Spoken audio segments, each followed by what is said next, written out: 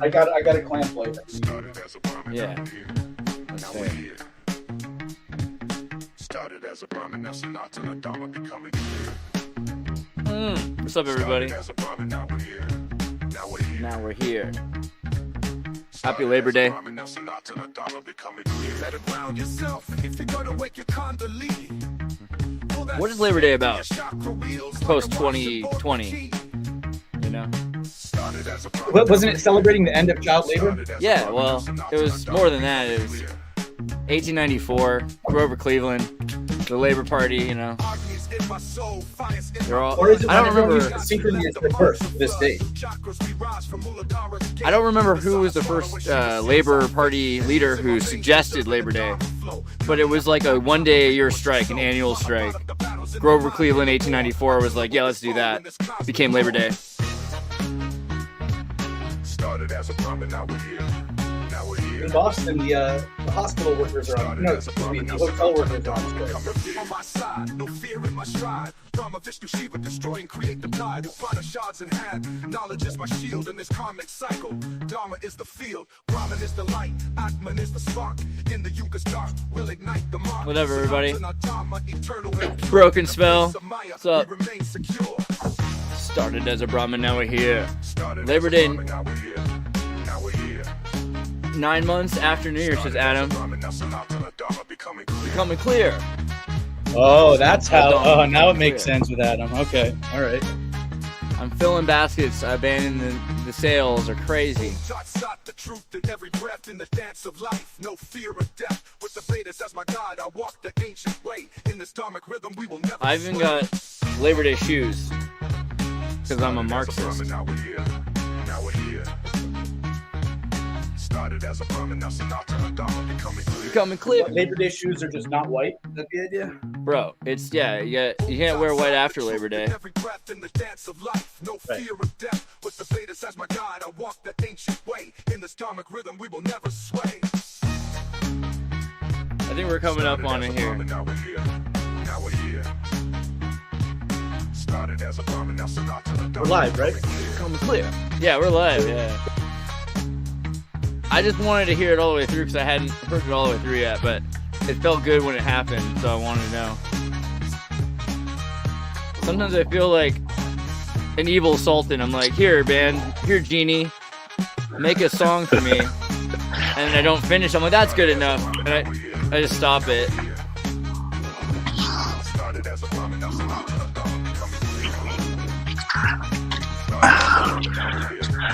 I like how it's like when I get up out of my seat, Bob is still here, you know. Just in case. Oh, there is going to be there. Yeah, see. I could just hold the light under my face over. No, I just got to get something to mount that to. 1 second. Yo, what's up from Tucson? On hail. I'm going to just say it like that, even though we know what you mean. And I like it. It's very good. Croatian Sense. Hello, pesky peasants. Melissa, you could send this to your friend. Speaking of Croatian pesky peasants and such, we have a couple friends we were talking to who are Croatian. Maybe they're into it. You tuned in for a reason. That was what I was thinking was kind of the point. It's Labor Day. What does Labor Day mean? We could talk about a lot of other things, but that was just my first thought. That was my icebreaker. Like if I were to walk up to you and be like, why are we wearing white today? Well, it's because we're supposed to take the time off because people used to have children in sweatshops, but now it's like 15% of jobs are at home, right? And so the idea of taking the day off for Labor Day after like the quarantine, it feels like there's a need for a neo Labor Day, right? Like it should mean something new.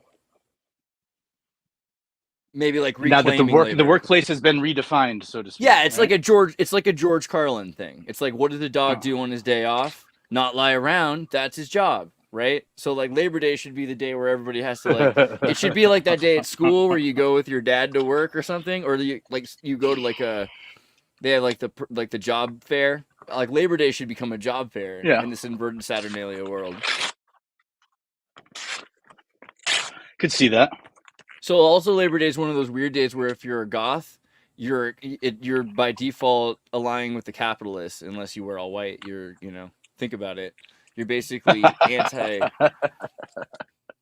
So that's a tough one for a lot of people.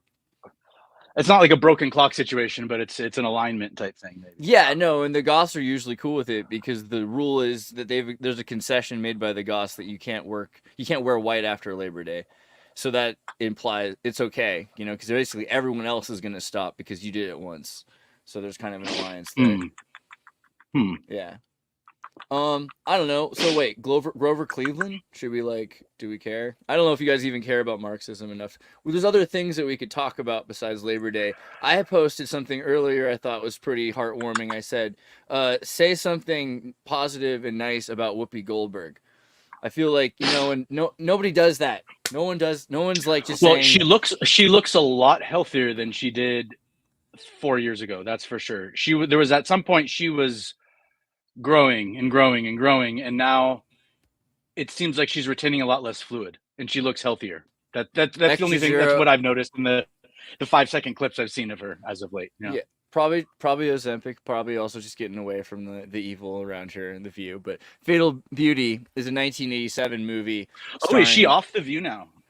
I mean, it's all complicated. Am I that behind the time? She said things she wasn't supposed to say, and she had to apologize. I don't think it's I don't know. She's still on the View. I thought that they changed the rule, changed the role, isn't it? That she's not. She's currently on the View. It's on the internet. She was absent. She's been absent. She's been absent due to illness, right? So she's technically signed a deal to stay with the talk show for the next 4 years, but they basically have been keeping, keeping her off the show because of an illness. Well, I guess that's something because if someone loses a lot of weight, it can be a sign that something else is going wrong in their body, and it might be a positive thing that they're not retaining as much water. But I wonder if she's just got some health issues she's dealing with, and again, it's like if I'd been in the public eye, it almost feels like the last 5 years have just been some long dystopian technocracy nightmare or something, and maybe she's just waiting to wake up and then she'll come back to. What about this View. one? Alabama inbreds, Mississippi inbreds, New York and California being the least literate state in the United States. I thought this would be one that you're interested in. You like controversial California and Mississippi. Oh no, Alabama and wait, no. I believe it's this New York comes and from, California the most. This meme has been posted by a Colombian friend of ours. So the least literate, and is that in the American language? I would assume that literate means that they speak English, right? It's ironic, right? Because they used to call it the Mississippification of the education system, but now they call it the Californification of education. Oh, which boy. is there's a double entendre somehow. But the Chili Peppers need to sue, right? Dude, I don't know. What do you do about Labor Day? I feel does anybody? I'm looking at your comments here. I want to understand. Is anybody? Hey, you can't wear white after Labor Day because kids are messy. And that's probably the most reasonable reason. I don't know if anyone's got a vibe. Did anyone grow up caring about Labor Day? Is this something that I feel like Democrat sons and daughters of mill workers in the Midwest, they care about this more than Californians and New Yorkers, right? Am I wrong, or is that crazy? Is Labor Day important? Well, I feel like it could be a dichotomy because there's Memorial Day, and is Veterans Day separate than Memorial Day? Maybe I think it is, and there's a big deal saying that you should be actually respectful on those days, and so maybe Labor Day is kind of meant to make the common man feel similarly revered or respected within the confines of the society in which we find ourselves. No. 2024. I don't think so. See, wait, is it not 2025 yet? Yeah, sorry, my bad. Well, it is what it is. But the idea that Labor Day isn't the same as a celebration like that. Labor Day is more of a if you go to the universities and you see some of these summer protests on the Saturdays or whatever, or just kidding. Usually it's in the middle of class time and they'll make sure that the classes are missed. They won't do a protest that is outside of school hours, right? So Labor Day is a strike, and you're doing it in kind of a mock ritual of how people used to strike, because people have always had to do strikes. But we're supposed to get to a point where people are paid fairly, and then we just have a strike holiday. And so, it's sort of a holiday, and you can have a barbecue, and you can take the time off, but you're also sticking it to them. It's pooping while you're on the hour. You know what I mean? It's while you're getting paid.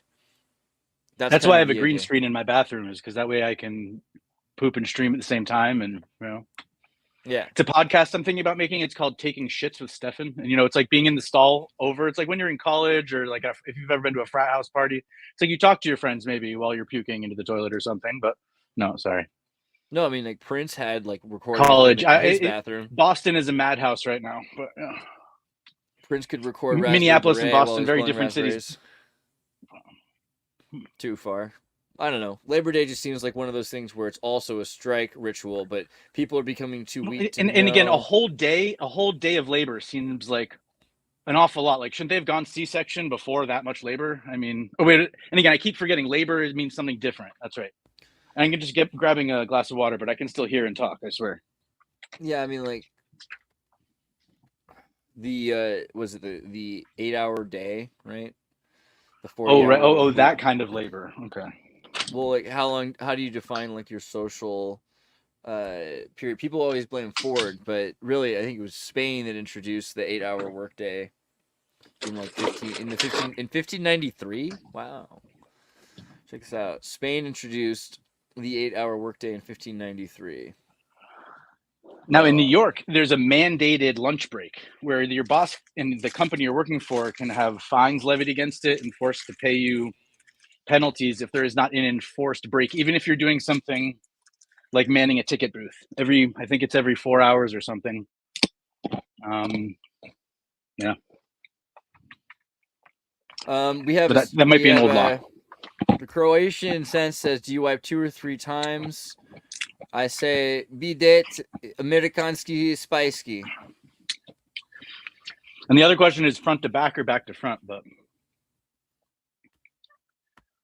this really happened. So I don't know. Did you want to bring up some things? I just talked about Labor Day for a while. Brought to you by mineral water. Remember? Mineral water. Although it's like non-sparkly mineral water. That's a neat trick, I don't know how much you care about things going on in the world. I cry to. I cry for dog movies. I try to like watch Benji and cry. So, but like 4 people shot dead on a subway train near Chicago. Suspected tragedy. This is pretty. Well, I mean, it sucks. 4 people shot dead on a subway train near Chicago. Suspects in custody. Wait. So there's a city near Chicago that has a subway? Because in Boston, when you go outside of the main city area, everything's above ground mostly. Let's look at the corporate media and the far right media and see what they have to say. CBS, Chicago, 4 people, Forest Park, Monday, absolutely shocking. Blanked out page. Let's try another one. And so they were casualties. Did all 4 people pass or did anybody pass? That's the next question. Whoa. Greek news. What do they have to say about it? Armed shot killed 4 security cameras. See, we know more. Armed and arrested. Good job translating the Greek news. The police believe the perpetrator did not know the victims, who appeared to were homeless on the train. It also does not appear to have been an attempted robbery, but the victims were chosen at random. That sucks. In Boston right now, in the news, depending on where you look, there was like an 80s quote unquote street gang. I'm not even sure what that means. It's not my department whatsoever, so to speak, intellectually or otherwise. Like they all have flat tops.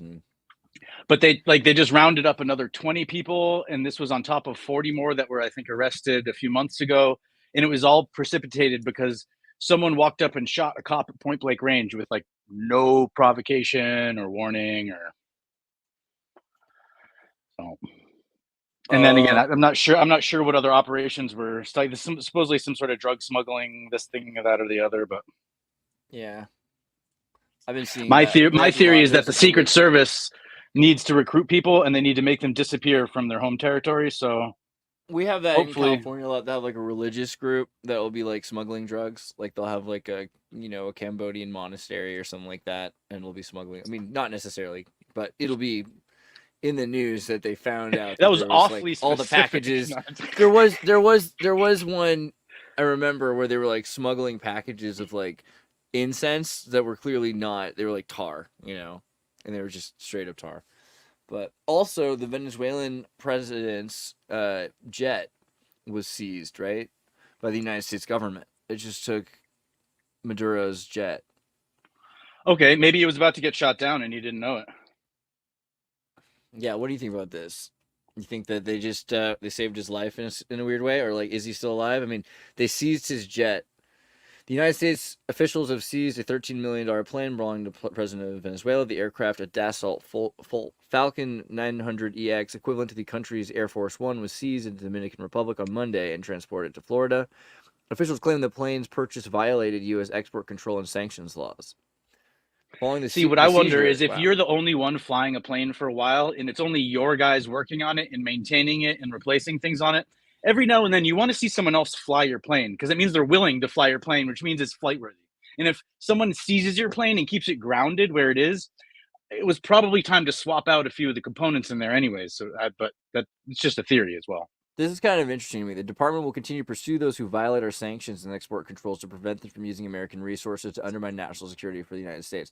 So this is interesting to me that the United States will say, not only did we not want you to buy that thing, if we find out you have that thing, we're going to come and find that thing and take it from you in your country or another country, right? Pretty hardcore. Weird. I don't know how I feel about it. It is. Me neither. Is he wearing pants? Jesus. Venezuelans suspended commercial flights to and from the Dominican Republic on July 28th after Maduro's widely disputed re-election. Several Western countries asked the Venezuelan government to publish voting tallies in full after Maduro claimed victory, despite evidence suggesting opposition candidate Edmundo Gonzalez won 67% of the vote. Well, yeah, I mean, like, if the CIA is helping you, of course you're going to win. At least 23 protesters have been killed in demonstrations following the election.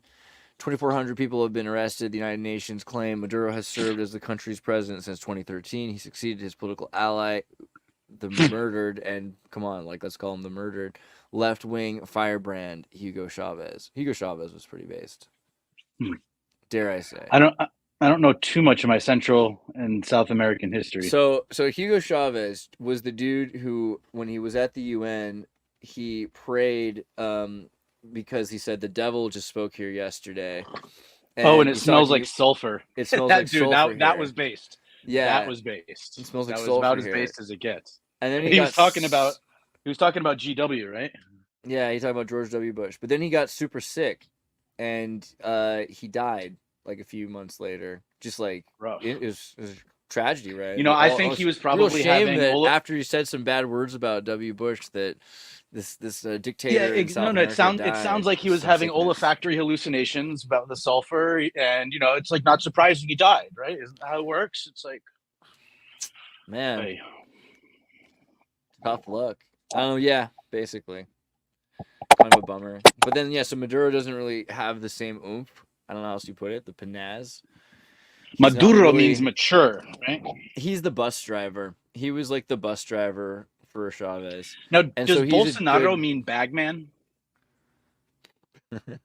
Kinda. I mean, yeah, it kind of does, doesn't it? Again, it's supposed to kind of just like macaron, depending on how you say it. You know, it's if you're dyslexic and you say macaron, Yeah, he's a cookie. No. Well, I think maricon it means something in some language that I. Yeah, but only in South America and not necessarily in France. I feel like, but I don't know. I think it's funny. My skin is so white that when I go in and out of frame, it messes with the contrast of the whole screen. Anyways. Oh, I don't know. I was just looking at like ground news, which I recommend if you're looking for like neutral source things. And there's the school shooter, as every news station has to have. Lean left, lean right, lean center. Suspect things that were on my radar. Shooting. Well, so what do you got? I got 15. I got 15, 1, and 4. Right. So I'm arrested. And then Euclid, which is 13. Right. Because anytime you have a street number, Euclid's not. Euclid is the name. Like if you go to like, it'll be 12th Street. It'll be like 11th Euclidean Street, geometry. Yeah, it'll be often you don't have a 13th floor in an elevator, and you won't have a 13th street. You'll have a 12th Street and a 14th Street, but they won't skip it. They'll have Euclid. So like in Santa Monica, for instance, it goes 11th Street, 12th Street, Euclid, 14th. So 13 is represented by Euclid for some reason. So it's interesting. That's you got bizarre. 15, 1 and 4, Euclid. Yeah, but soon we're gonna find out Euclid had slaves, and we're not gonna be able to use his name anymore. You know, it's. Yeah, I mean, He had a cult. See, what I think is questionable is at the time with the racial tension during the Revolutionary period and the slavery period in the United States, there were people, it's recorded in the history textbooks now as they had black slaves as women and they raped them and had kids. And that may very well have been true in 95% of the cases, but or even 99%. But wouldn't there have been some white people and some black people that would be open-minded to creating families together?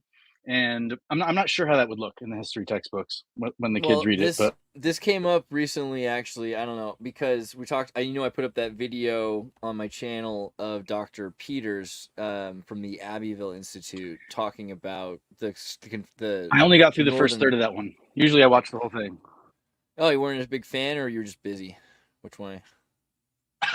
I got there must have been a new episode of Deep Waters. That's fair. I'll take it. I think it's really Sam Tripoli's new podcast or something. No, I mean, granted, it's an old man talking about the South, but he's really from the deep.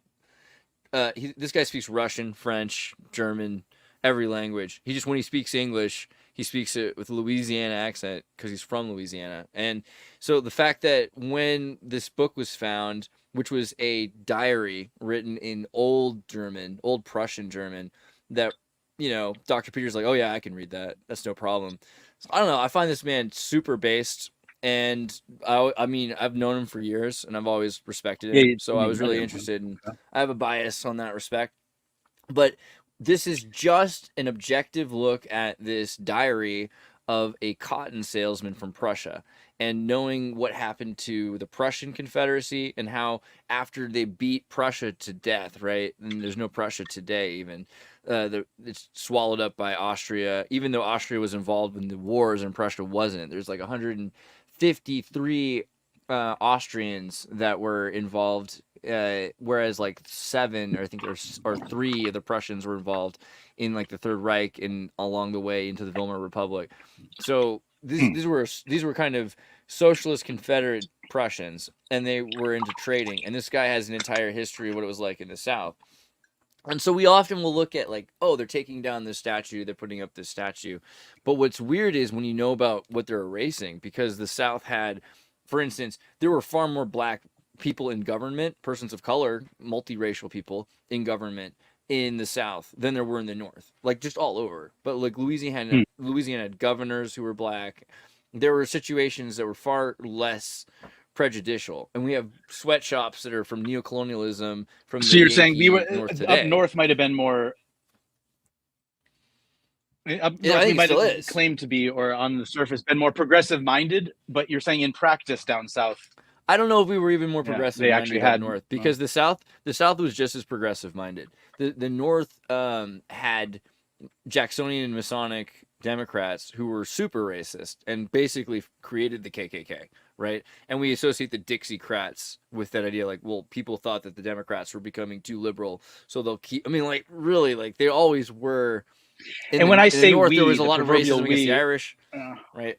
The Irish were genocided, right? Like the potato famine was manufactured in order to bring in Irish so that the British could kill them off, because the British were making an alliance trade deal with the South and the North because they had this triangular trade, right? So you have infrastructure that's manufacturing things and selling things, and they're making sugar, cotton, all these things. They're being refined by the British. So they have the system like, well, we can put them in this perpetual debt, right? After the 1812 war, this is our major way to take back the Americas, and so we'll suppress them.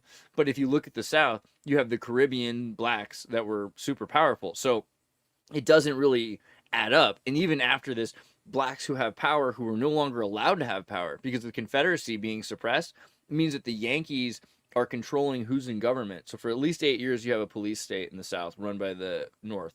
And then you just have Northern candidates that are installed and people that were sympathetic to the North. So it's not like what people think. Like the North made no effort to integrate blacks afterwards, which led to the Jim Crow laws, led to poorer conditions for black workers, led to unions being pit against former slaves, which is what Ford ended up doing. He's like, well, I'll just bring down the price because I'll have indoor cooling, and I'll encourage Southern blacks to come north, right, to these metropolitan. Right. They put out an advertisement that said $5 a day for your labor. and Indoor it cooling. meant that every able-bodied, technically minded person You could read that sign. Or you kind could of see that abandoned their guy household was a little standing bit. there with an air fan behind him. Even if, yeah, exactly. This was majorly the plan.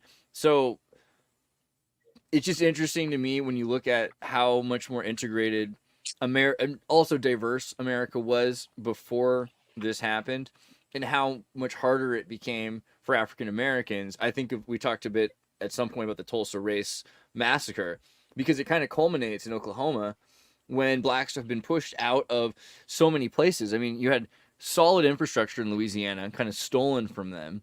You have places in North Carolina, in Virginia, right? We talked at one point about John Kasor and how there were black plantation owners in Virginia. And so by this point, by the 20th century, they're all pushed into financially Oklahoma. There's a huge Oklahoma black economic center, and it's literally bombed. They have planes that come through and drop bombs on them. Over 1,000 people end up in hospitals. Hundreds of people die. Banks are destroyed. All sorts of receipts are lost. We're talking about like hundreds of millions of dollars. And those days, what I heard is that the modern woke movement has kind of piggybacked on the racial justice movement, which actually has more of a defined history, where there are events such as those where there was entire neighborhoods apparently that were leveled at once. I know there have been some gay nightclub shootings and other events, and they've been, people have been persecuted in different ways. It's fair to say also that there were, I think it's important to honor the history of America and not try to lump it all in and say it's woke bullshit. Yeah, but there are definitely successful gay businessmen throughout history too. I mean, like, I think the Tim Cook thing is really like a white male businessman who loves other white male businessmen. That's a real thing, and we can respect that to in a degree. I just don't understand how that usurped these other things, because at the end of the day, like, systematically, and I know that again, I'm just going to go full Marxist for a second, but go for it. Classism is the primordial thing. Like, racism stems from classism. If you have a difference of treatment, it's probably because the way the class is being treated. Sexism is one of the oldest classisms. We're saying, okay, well, this is the class that you're going to be engendered into. So really, classism, I think, is the thing. And so when you have a successful white male homosexual like Tim Cook, who's trying to project that he's equal or equivalent with like the Tulsa Race Massacre or something, I mean, it's just not, there's no equivalency to be made necessarily, because this is a systematic oppression. And it makes it interesting, because then you can probably postulate that every person, if you do say that, then every person deserves reparations. Every person, because you've destroyed the entire former world. So what are reparations? Right, you destroyed the natural culture, yeah. Yeah, so aren't reparations then, you can't just give them, you've seen, you give money to people that don't know what to do with money. You give land to people that don't know what to do with land. They spend the money, they sell the land. So what you need is infrastructure that teaches education. On a past episode, when Russia freed its serf class, they did so with this series of like 11 stipulations and mandates and rules that came with, if you were going to free a group of people and move them across a certain border, they had to come along with them, had to go the guaranteed rights for property and or resettlement costs, that sort of thing. Whereas in the United States, they just published it in the newspaper pretty much, and it led to a civil war. Whereas in Russia, they convinced them they were free enough that they all left, kind of, and maybe a lot of them left and came to America during our Civil War. Not the entire Russian Navy, but a large portion of it showed up on our East Coast and West Coast. And this was, they had freed their serf class. After, the 50 to 100 years before that, the rest of Europe was going through similar class warfare type of usurpations, and Russia was kind of waiting and biding their time. And it was Tsar Alexander the Second, I think, and he had a very specific kind of beard, where if you shaved your beard in the same style as Tsar Alexander II, it kind of meant that you were pro-freedom and pro-liberty. Whether or not everybody knew that had that beard style is a separate question. But I think there was a huge push. And so, have you heard of the Black Star Liner? No, what's the Black Star Liner? Have you heard of Marcus Garvey? The Marcus. So oh, the Black of course, Star Liner, the Black Star Liner. Yeah, Marcus Garvey's giant right. shipping. And they say it was like sabotage. Like the captain of the ship like purposely scuttled it a couple times, and so Oh, there's so instead many, of it being the first of an yeah. entire fleet. Thank you for bringing this up. Sorry for forgetting for a second. But yeah, no, one of the most horrible things is, you know, this guy's like, look, they're not treating you well after the Civil War. There's no parity of class, etc. They're actually creating a racial ethnoclass out of the African Americans. Why don't we, who work hard, Black Americans, put together a company, and that company will charter a boat, and then we'll go back to Africa, right? Because everyone talks about Africa so much as this horrible place. I don't know if it's so horrible. I see all these cool pictures. Maybe Africa isn't like despotic. Maybe it's the land. Well, Africa's the the land back to of Africa opportunity. thing was also Marcus Garvey. Yeah. I mean, Africa's huge. There's a lot of cool things in Africa. If you think about it, back then, Africa was way less exploited yet. It would have been a perfect place if you have Americanized African Americans that are, you know, they're working together and chartering a company. What could go wrong, right? What could go wrong? Well, what goes wrong is that the Americans don't want to lose this impoverished and exploited class, so they work overtime to sabotage this plan, making it cost more, making sure they can't get access to a decent boat. I mean, all the way along. So and they keep pushing because it's such an important dream to them. They're like, all right, whatever. Like, and the worse it gets, the more like, yeah, we got to get out of here. Like, America's horrible. So they keep pushing until eventually they get a boat. And even despite all of the problems, they actually get to Africa. Like, don't they end up having, oh man, I lost you. Come back, Stefan. I think they end up going to, like, is it Liberia? No, is it gone? Where do they end up going to? Fate, bankruptcy. They did end up in bankruptcy.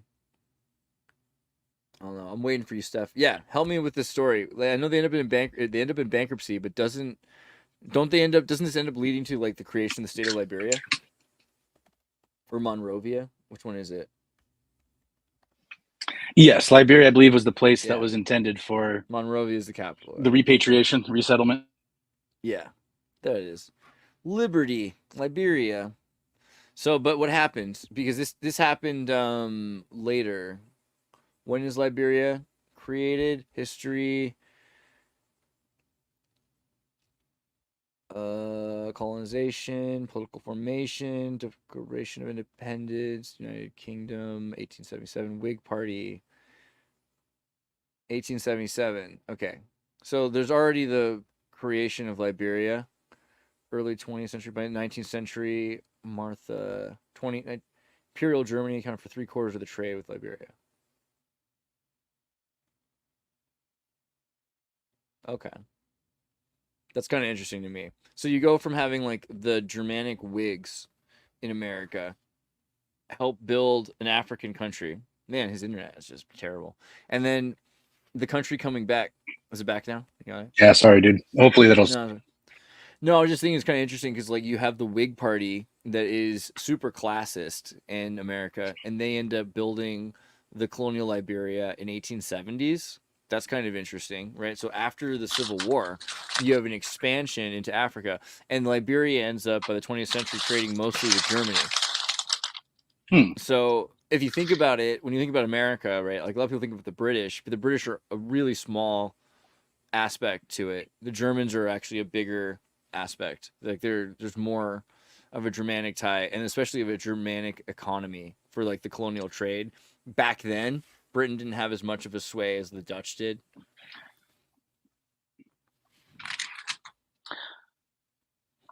Instagram about something I had sent her a while ago. I bet you if you sent her an invite, she'd hop on with us. But it's your call. Which one? Hala Julia. Oh yeah. Hala Julia. And hopefully the connection stays stronger here. But now we're going with, I'm going to tell ghost stories. Yeah. Okay. Early in the morning, in the middle of the night, 2 dead boys got up to fight. Back to back, they faced each other, drew their swords, and shot each other. The deaf policeman heard the noise and came and killed the 2 dead boys. Whoa. There was an old lady, all skin and bones. Ooh. Anyone know that song? No. Andreas, you? No, maybe not. No, I don't remember that one. I was trying to think if it's like from like a old cassette tape, like one of those horror cassette tapes for kids, like ghost stories for kids. Precisely. Yep. I think I might have heard that one. Yeah. Is that the one where there's like the dress and then she's made of bones and spiders and stuff like that? There's like 100 ghost stories for kids. I probably heard that one. Yeah. Frank is Halloween's like, no, coming dude, up. Dickens. I don't have an outfit picked out yet, but I really like Mundane Halloween. Do you like the Japanese? I love the Japanese. Mundane Halloween. Yeah, so it's a specific variety. Yeah, well, I mean, Japanese things don't really have the same connotations that we do, right? So, like, if you think of Christmas in Japan, it's like eating KFC. You know, that's what they do because there's a commercial, and the only people to ever try to market it. But in Japan, Halloween is like a place. It's people wear costumes at Halloween, right? But Japanese people's costumes are about the horrors of mundane reality. So this is a woman on a metro at the end of the day after work. You know what I mean? And then, I get it. That's pretty meta. Yeah. Here's a Starbucks guy. I mean, interesting. Yeah, I mean, here's the infinite loading screen. This became kind of popular in the West Coast. You know what I mean? Like you've seen this. Like we do this. Like, but they understand it more. One of my favorite costumes that I saw was when the spy balloon was going over the United States. There was some guy who dressed himself up in white gauze and then had like 3 balloons over his head. And he just walked around New York City going, shh, shh. No, nobody can see me. Customer at hair salon on the left. On the right, it's a man witnessing his wife's childbirth in the operating theater. Happy Halloween. Yeah, I like it. Shouldn't he be splattered with excrement and otherwise? No, sorry. A person going to work on a windy day. His tie's in his face, see? Feeling it. A person dressing up as the emojis, and,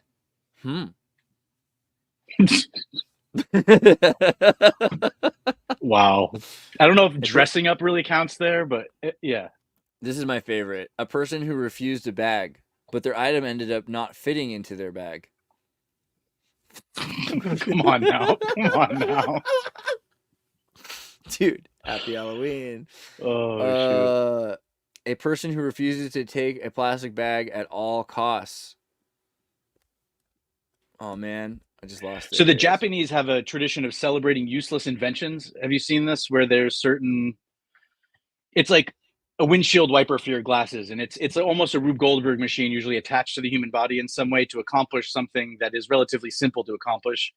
Otherwise, but there's a YouTuber now who has all these useless inventions. And I feel like if he went to Japan, they would let him run a whole museum. And he's creating exhibits now to display his thousands of useless inventions, most of which are 3D printed.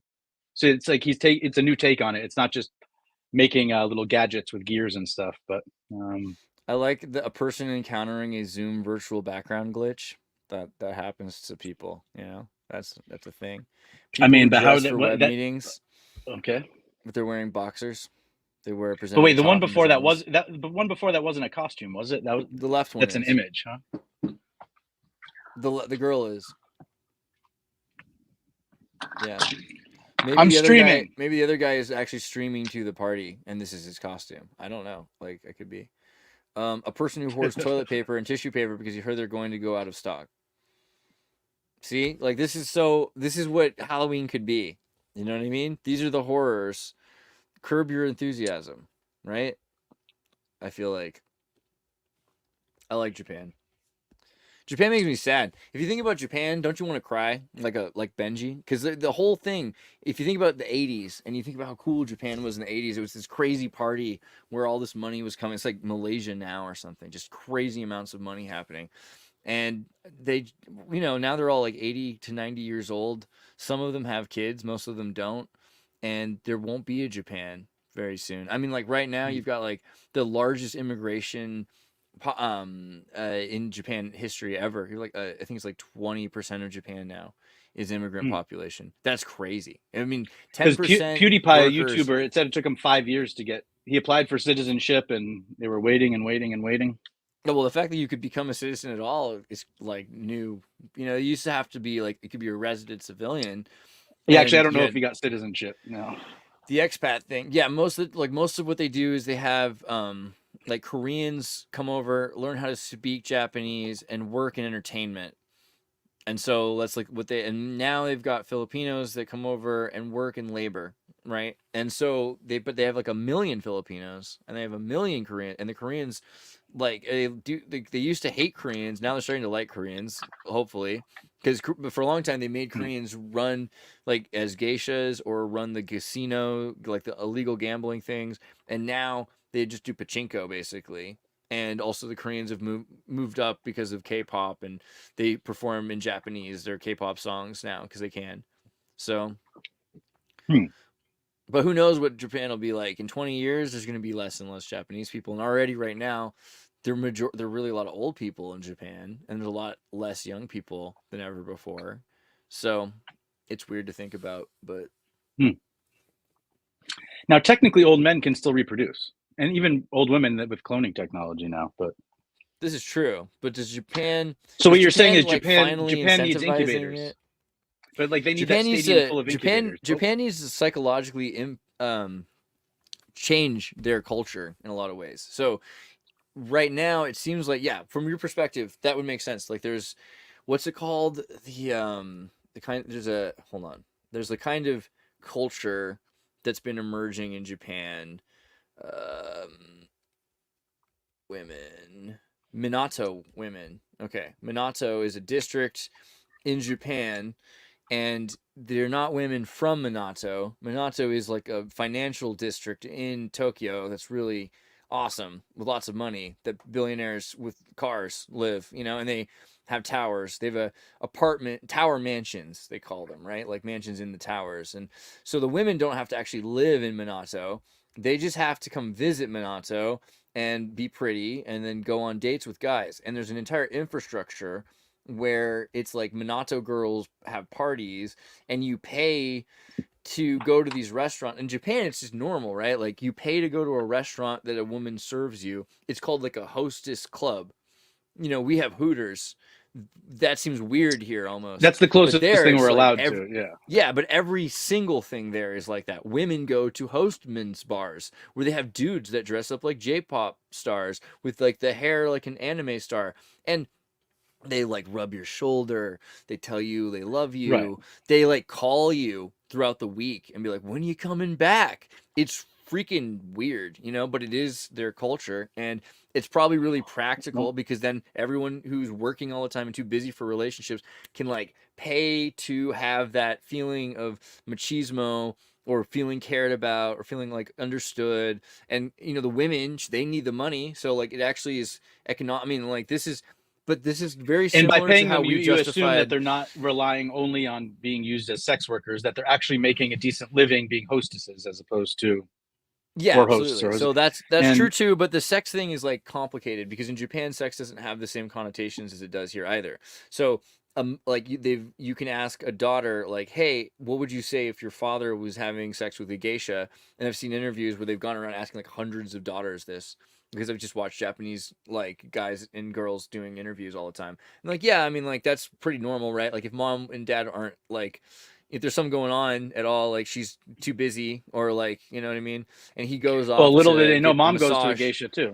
Yeah, and then mom goes to a massage. Like that's just normal here. Like that's so like they've gotten to the point where they don't look at things at all from the same puritanical perspective we do. And they even like drop off old people to die sometimes, right? Like old people. Well, obviously that's not true for everybody, but that you're saying that's the cultural norm there. It's more out in the open a little bit, or Yeah, it's actually called Ubasute, is the abandoning of an elderly woman. It's an ancient Oh tradition, goodness gracious! abandoning of a parent. They do it to like off. Wow. This is kind of a problem in Japan. I don't know if it's a problem. It's kind of a I would call it a problem. But I mean, I shouldn't. Maybe I should just be culturally sensitive.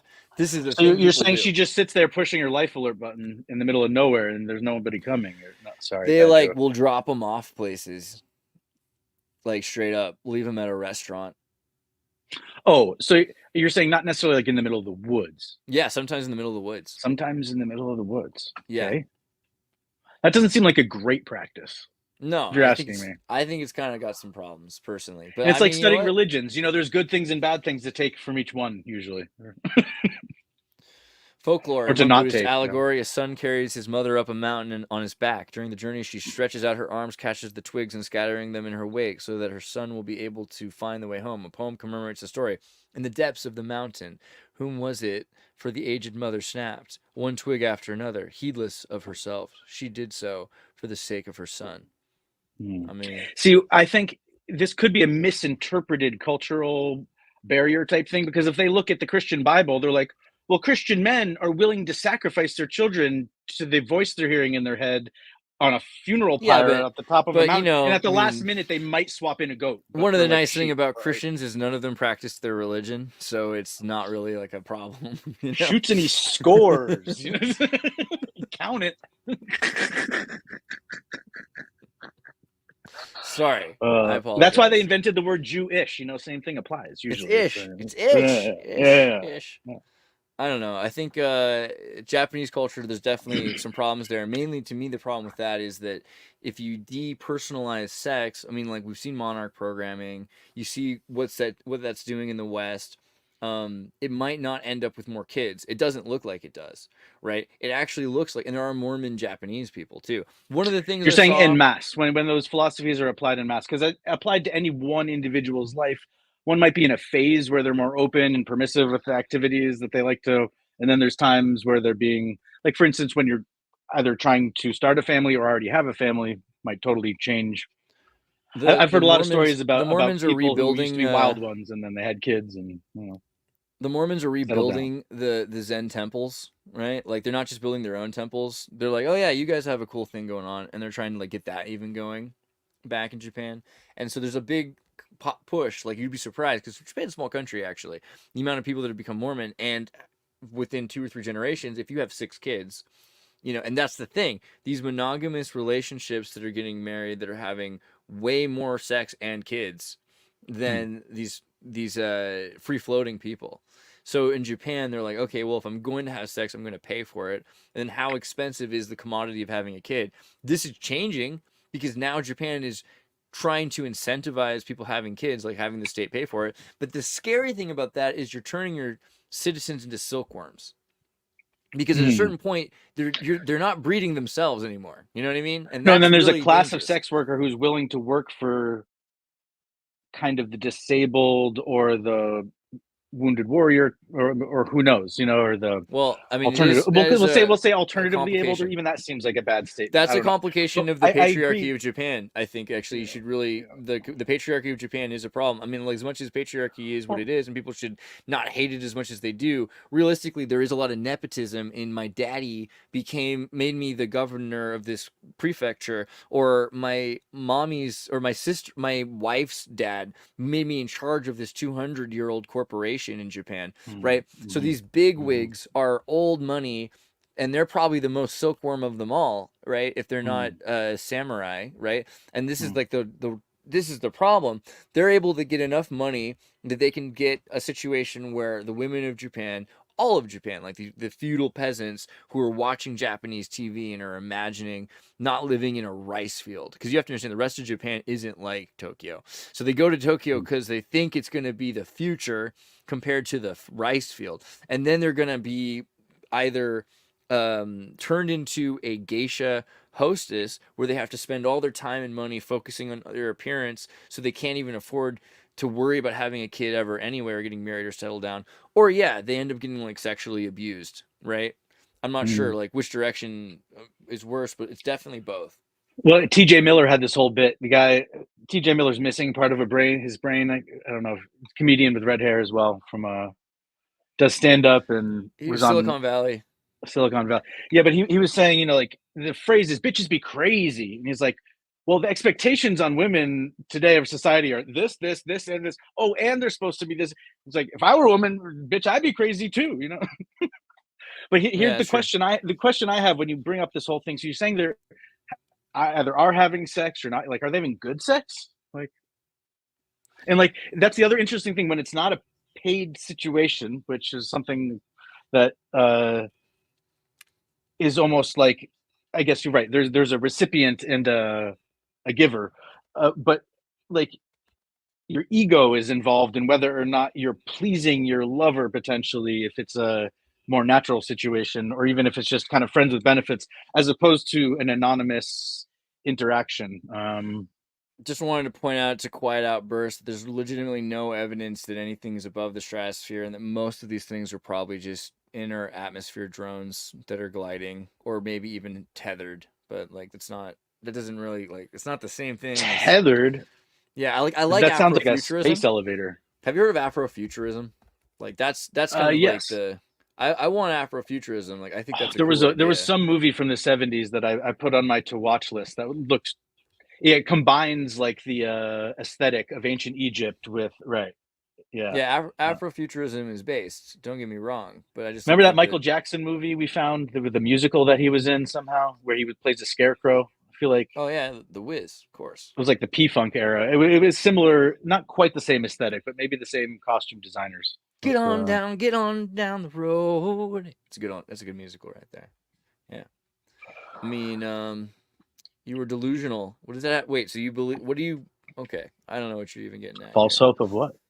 I'm not even sure. Having hope again. Bro, and I feel like what's his name? Seth would be arguing about like free will. That's redundant. I'm kind of a cynic. I don't know if you knew that. Oh no! Did we lose Andreas? Kind of a cynic. Don't know if you know that about him. I'm looking around Brazil. What about Brazil? You want to talk about Brazil? Brazil is keeping up it's gonna take down basically. Okay, let's start with Telegram arrest all the way to Elon Musk thinks he's gonna stop traveling for now. Right. Like, this is straight up wartime talk. Right. Travel. Right. It's like, how can you tell me what's going on without telling me what's going on? Right. And they're telling us that they're positioning entire populations of the world. We know that China has a Skynet over its internet, a great firewall. Okay, so China. I heard Brazil's Alex Jones talking to Tucker. I heard Alex Jones talking to Tucker Carlson. He said that in his opinion, Elon Musk is more important to the movement than even Donald J. Trump. Yeah, I mean, probably. Yeah, I don't know what I think that people. And on one hand, right now, if the Republicans lose the election, the Republicans still have Elon. Whereas if the Democrats lose the election, what do they fall back on other than mayhem? I don't know. Yeah, I think Elon made the right decision by saying owning journalists, owning public opinion, that's the thing that will have the most sway. That's for sure. But I don't know. He can't become president. So all he can do is manipulate people who are, right? Well, they'd have to pass an amendment in order for him to become president. It's not that it could never happen. I don't think they would, though. I mean, maybe. Well, so the gentleman that you were trying to have on last week, Dr. Shiva Ayyadurai here in Boston. Yeah. Apparently, we're supposed to do he is running on a similar premise. And actually, if he is able to get his way, he's actually opening the door for Elon Musk to run for president. I don't know if anyone really understands that or realizes that, but he himself falls into this category of, were his parents from here? Was he born here? Again, I don't have his whole thing memorized, but he. People are telling him you can't run for president. And in reality, that's just a constitutional interpretation, first of all. And if you're saying that there's a ubiquitous consensus about that constitutional interpretation, well, then the answer is that, okay, maybe there needs to be an amendment passed so that people like Dr. Shiva Ayyadurai could at least run. Because at some point, we're getting down to the bottom of the barrel, the dregs. And, it's like, Fetterman is going, look, I'm here in DC and trust me, they're not sending their best and brightest anymore. So yeah, I wonder. I mean, the idea that you have to be born in the United States, I think someone redefined that already. They were saying that born didn't mean begotten. That had to do with like right. And so it is the something that spirit. seems to be closed, like it's a settled science, so to speak. And it's never come up that someone did get elected and then post-election there was some sort of Supreme Court or congressional act that said, no, that person, we actually did some research and they're actually not eligible to be president. Sorry. Because that's what it would really take. Or, I guess you have to get on the ballot because otherwise everyone would have to write someone in. But it's at least worth exploring and understanding. And there's people who run for office on an annual basis so that they can give other people a leg up when they see people that they want to support, that actually have the wherewithal and I guess also the naivete to want to get into politics, perhaps. But the idea that the trajectory of a human being in society would be making it from either nothing or something into success, either spiritually, intellectually, or financially, and then be able to have a public presence where they win the popularity contest of the election. And if as they're ascending, there's roadblocks. Like even RFK, even Joe Biden didn't get on every freaking ballot. Let's think about that. Even Joe Biden, the sitting president, had a team of people working on this stuff that, they work for the government. So you get what you pay for, I guess. But it's like, even Joe Biden couldn't get on all. So imagine, then that person's star fizzles out. You have time to lump scandal on their name or to undermine them in some way. And the powers that be stay in power, right? Right now you've got the Gaza shootings, right? Like the terrorists, the hostage shooting, blah blah blah blah blah. I don't know what you call it. Now in the protest, I saw someone dressed up with a Bibi Netanyahu mask with with gloves that had like red on them. So the protests in Israel by the Israelis, some of them are saying it's not necessarily just hatred against the enemy. They're or at least from the few pictures I saw. Now, I'm sure you could frame this thing any different which way, depending on which photo you took when and from where. But that's the thing, because it's like, I remember the October surprise. Is that right? October surprise. It says it's supposed to be sparkling natural mineral water, but like the October surprise conspiracy that Herbert Walker Bush, with the help of the Central Intelligence Agency, was able to keep certain hostages from being released until after the election so that he could say that Carter had failed at the job, right? Even though it was really because he just made sure it didn't happen. And then when I'm sorry, this is so that when Reagan was president, he would be able to say, okay, now within the first 6 weeks, I've got those hostages back, right? And so I wonder if this is kind of September, let's see, August, September, October. Is there going to be a kind of October surprise kind of about the hostage situation? And it's interesting. I'm not Israel, an expert because who's with Israel put all right these now? things on the map. Yeah, put all these things on the map. What are we looking at? Andreas, think about this with me. Okay. Trump says he's going to stop the war, or at least work to advocate for peace and the end of the killing. Whereas Harris, just like Obama did, right? Administration and Biden doesn't really seem to be capable of adopting that position. And it might have something to do with the way that the Biden administration or Biden himself admitted on camera when they were trying to hand him the nomination at first that he was compromised in some way beyond the, they didn't just have nude pictures of him. They didn't just have his daughter's diary. No, he seemed to be compromised in such a way where he was trying to spit the bit before they put it in his mouth. And now you're in a situation. So if you're that part of the world, which side do you need to win? You don't really have like 4 years to mess around and hope that someone else like Donald Trump, who might actually be able to throw his hat in the ring and get people to at least come to some sort of table. And I don't know.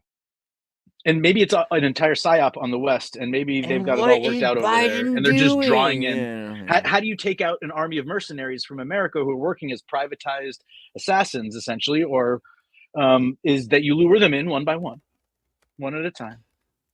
I mean, like, and it's been years now. It's been years, and you get squadrons of them eventually, and they all, Everyone's complaining about Biden at the beach because, like, he's like on a 2-month vacation. There's like people dying in Gaza. There's debates. There's a lot going on in China. What's he doing, man? Looking at memes. I mean, I get it, bruh. This is it. See, but if he travels overseas and gets murked, that's also bad for America. You know, it's like kind of his job to stay alive at this point, isn't it? Like health-wise and otherwise, just so that America has a Yeah, little and they smoother shouldn't ride. let him outside. They should like Think about all the strap him to merch a they're going to bed. have to reprint if Trump is actually the 48th president. And think about that. There's going to be, like the championship shirts from the team that didn't win get shipped overseas in bulk because they had them ready. There's going to be a lot of hats that have 47s on them if so. Oh, you're muted. You're muted, Andreas. I still don't know what's going to happen. I think there's going to be debate, but I don't think the debate's what we're expecting. Like, so Trump made rules and Kamala, no, I'm sorry. I think it was the other way around. I think the DNC and Kamala, they said they wanted to have non-muted mics and all these things, and Trump agreed because Trump's really good on a linear debate because he can just take what you say because he remembers stuff, so he can take that and be like, and that's the comeback for what you said earlier, and it's like a punchline, So they're trying now. All of a sudden, they realize that, and they're trying to change the rules again. And he's like, wait, but we already agreed to the original terms, and now you want to make these new terms with mutable mics and all these other things, and that's obviously less advantageous for him because it's cool when he can be like, and another thing, right? Like that's his whole. Well, see, specifically in this situation, he's debating a woman, and a man interrupting a woman comes across differently to the average viewer than a woman interrupting a man. Sure. And I think that when it comes to, I think originally Trump did really well with the non-muted microphones. Did you see Kamala talking about cooking collard greens? Yeah. I mean, see, now there's she's so much less likable. She's less likable than Hillary Clinton. Like, they would have a better chance if they ran Hillary Clinton and just let her talk. Like, on hold on. If someone went up to Oprah or just a random black woman and said, tell me your recipe for collard greens, I'm sure Oprah would slap you and it was like, tell me what? Well, right. And then she'd hit you. But because she's only half black, it's okay to pigeonhole her that way and circulate it. I don't know. It's a little strange. A little strange. It's because crazy. I'm sure at fancy parties, Kamala Harris has been surrounded by white women, and they're going. When John Kerry, it's like, I just love college. When John Kerry pretended to be a hunter, and he's like, I shoot deer, and they're like, no, you don't. What point? And he's like, I think he was like a 13. They're like, shut up. It's like that, but it's weirder because we're used to like racism against white male stereotypes. Like that's pretty much, hey, you know what? Like it's on me. But when it's the African American, I think we're all kind of like, wait, isn't that kind of?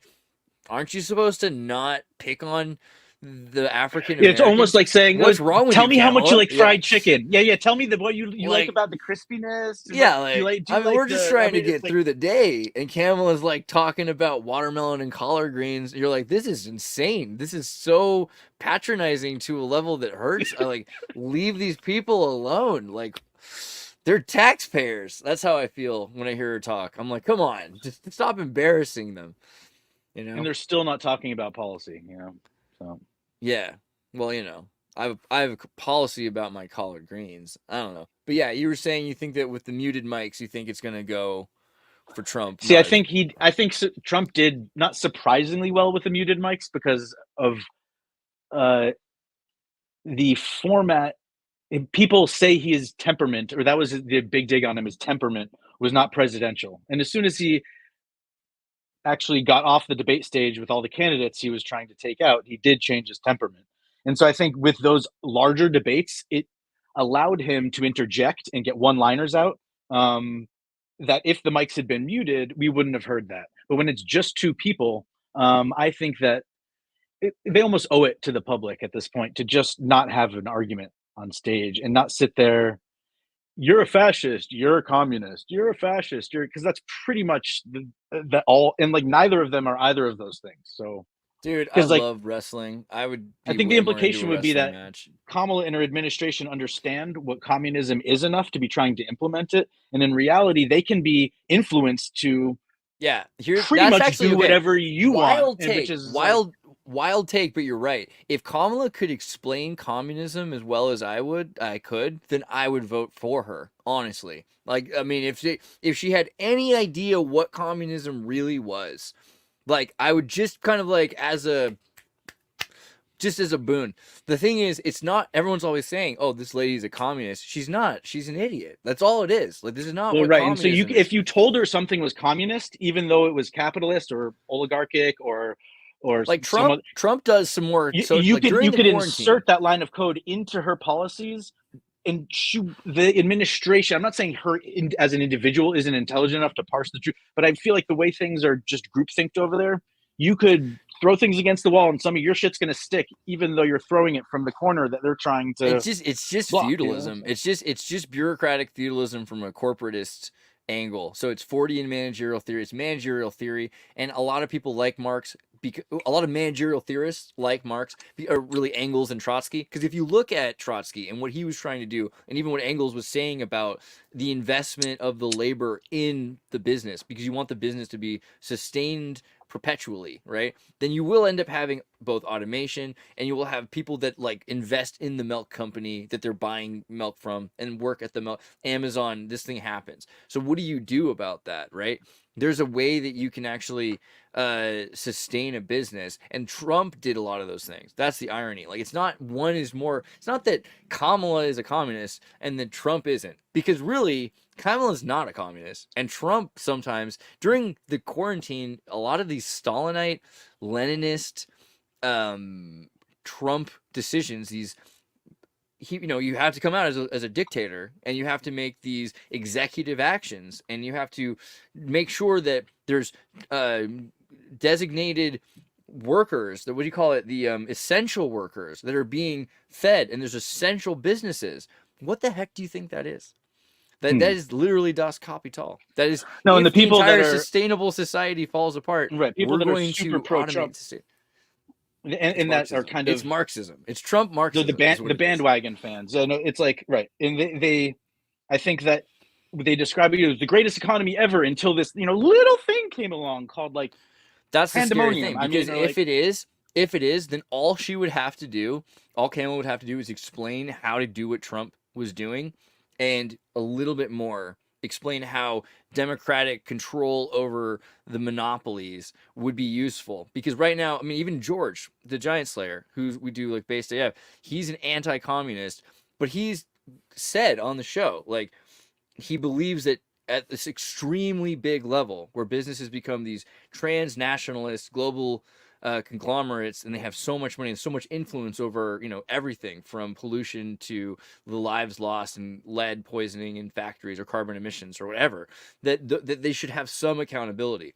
As soon as you say that, you're a communist, right? Because what you're saying is that you live in a participatory world, that everyone should have some consensus say over the choices made by a person, even if that person's a corporation, even if that corporation's doing evil things. All of that, all of a sudden, you become an economic Democrat. You believe that someone should control the not just politics. Someone should control the value and the persons involved in an exchange, right? You should have some say over that. Think about how Elon feels, because it's not just one company that's putting him in that position and trying to control his behavior to maximize his productivity. He has 5, 6, 20 companies, for all I know, that all have a vested interest in him being bright-eyed and bushy-tailed when he shows up to their meeting. And he can sleep through everyone else's meetings as far as they care. But when they show up for him, they want to be able to wake him up. I don't know. It's so interesting about products and how they're sold. So I heard, reading up on my grandfather, I heard in times of war with cigarettes, what they would do in foreign countries when you were deployed is a person considered, according to Black's Law Dictionary, the only dictionary that matters, a man considered according to the rank he holds in society, with all the rights to which the place he holds entitles him, and the duties which it imposes. A human being considered as capable of having rights or of being charged with duties, while a thing is the object over which rights may be exercised. Okay. So anything that can have that's the rights the balance or of duties. liberty and freedom. Is this pre-Locke, or like John Locke, or the social contract theory, or? I don't think it's pre-Locke. It's definitely post-Locke and Hobbes. The Black's Law Dictionary. It is, yeah, by 100 years, yeah, by at least, yeah. Hmm. But they also have like more modern definitions. I'm sure. Also, you could say, just the Seth idea that probably a person could talk is for 30 minutes about this. Our personhood is a legal concept more than it's a philosophical concept. Like what makes you an I is different than what makes you a person, right? Josh says it's I and I. You know, it's not just I. That mineral water you got there? Drink mineral water. It's super based.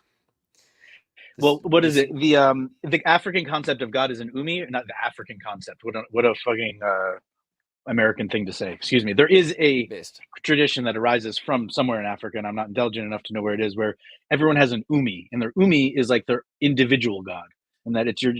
Mos Def had a song like "Umi says, shine your light on the world," and that was where I first heard the term and came across it, and it's kind of a nicer, an alternative concept. Like I said, lots of different religious traditions or spiritual traditions have good things and bad things to extract from them in models, kind of lenses through which to view the universe. If the one that you're used to using is getting stale or not working, to alleviate the mental slavery that we sometimes find ourselves trapped in. Is emancipate Quiet yourself. Outburst like an actual, like, do you work for, are you a NASA person? Like, what is even happening? Or is this just like deep sarcasm? Because I hope to God, like, I never know. What's the Space Council? Bro, you know what the Space Council is. The space cases. Kamala Harris, the significance of the passage of time, right? The significance of the passage of time. So when you think about it, there is a great significance to the passage of time. There is such great significance to the passage of time. On the other hand, her teleprompter was stalling out, Julia? and that's a pretty good job of ad-libbing. I'm not going to lie. Julia. What are you guys talking about? Oh my God, we were just kind of like looking at the news. I was like, the world's like in peril. Where are the Power Rangers? You know, that's kind of the vibe. There's a Kenyan man wanted in Massachusetts for murder. Ground news. That's right. All these things right here. School shootings, Labor Day. We talked about Labor Day. A little bit about how weird it is to have Labor Day after the quarantine. That's like so interesting of like the whole thing about the Hells Angels, like going to like deal with the Venezuelans. Of like how we're coming into a time of like we're seeking order and we're seeking justice and having to turn like where the outlaws are providing more answers than our own government and our own systems in place. Yeah, I mean, what do you think about that? So like the Hells Angels are interesting because a lot of them are related to police and things, right? Like they come from the same families a lot of the time, right? They're kind of like the other side of the law. Apparently somebody from the Hells Angels said, like, look, it's not that we're biking there. Like, we already have people there that are going to do something about it. But the whole reports that they're on their way there on their bikes is not the truth, but that they're already established there and that, yeah, they are going to do something about it. That's crazy. So what do you think the Venezuelan gang, like? Well, I heard the Canadian biker gangs from the 70s and 80s were highly underrated. And perhaps, I don't want to say underappreciated, but just unheralded. And when I was in Zurich, at the local carnival, was talking to the lady selling crystals, and she was telling stories of how she kind of managed a whole bar, and she would keep rival gangs from fighting against each other by comping drinks and this, that, or the other, and oftentimes stepping in between at the last second, because she could see when the whole place was about to descend into chaos, because she'd been there when it happened, but that each block was controlled by its own motorcycle group, and they all had their own, I'm sure, ways of notifying each other who was who, and it was not really, it was in their language in and of itself. In Switzerland, in Zurich, they're speaking Swiss German, which is basically like Ebonics. It's almost like a hybrid. It's like Ukrainian almost to a Russian. That it's like, it sounds like you're saying words that I should understand, but I don't understand anything you're saying.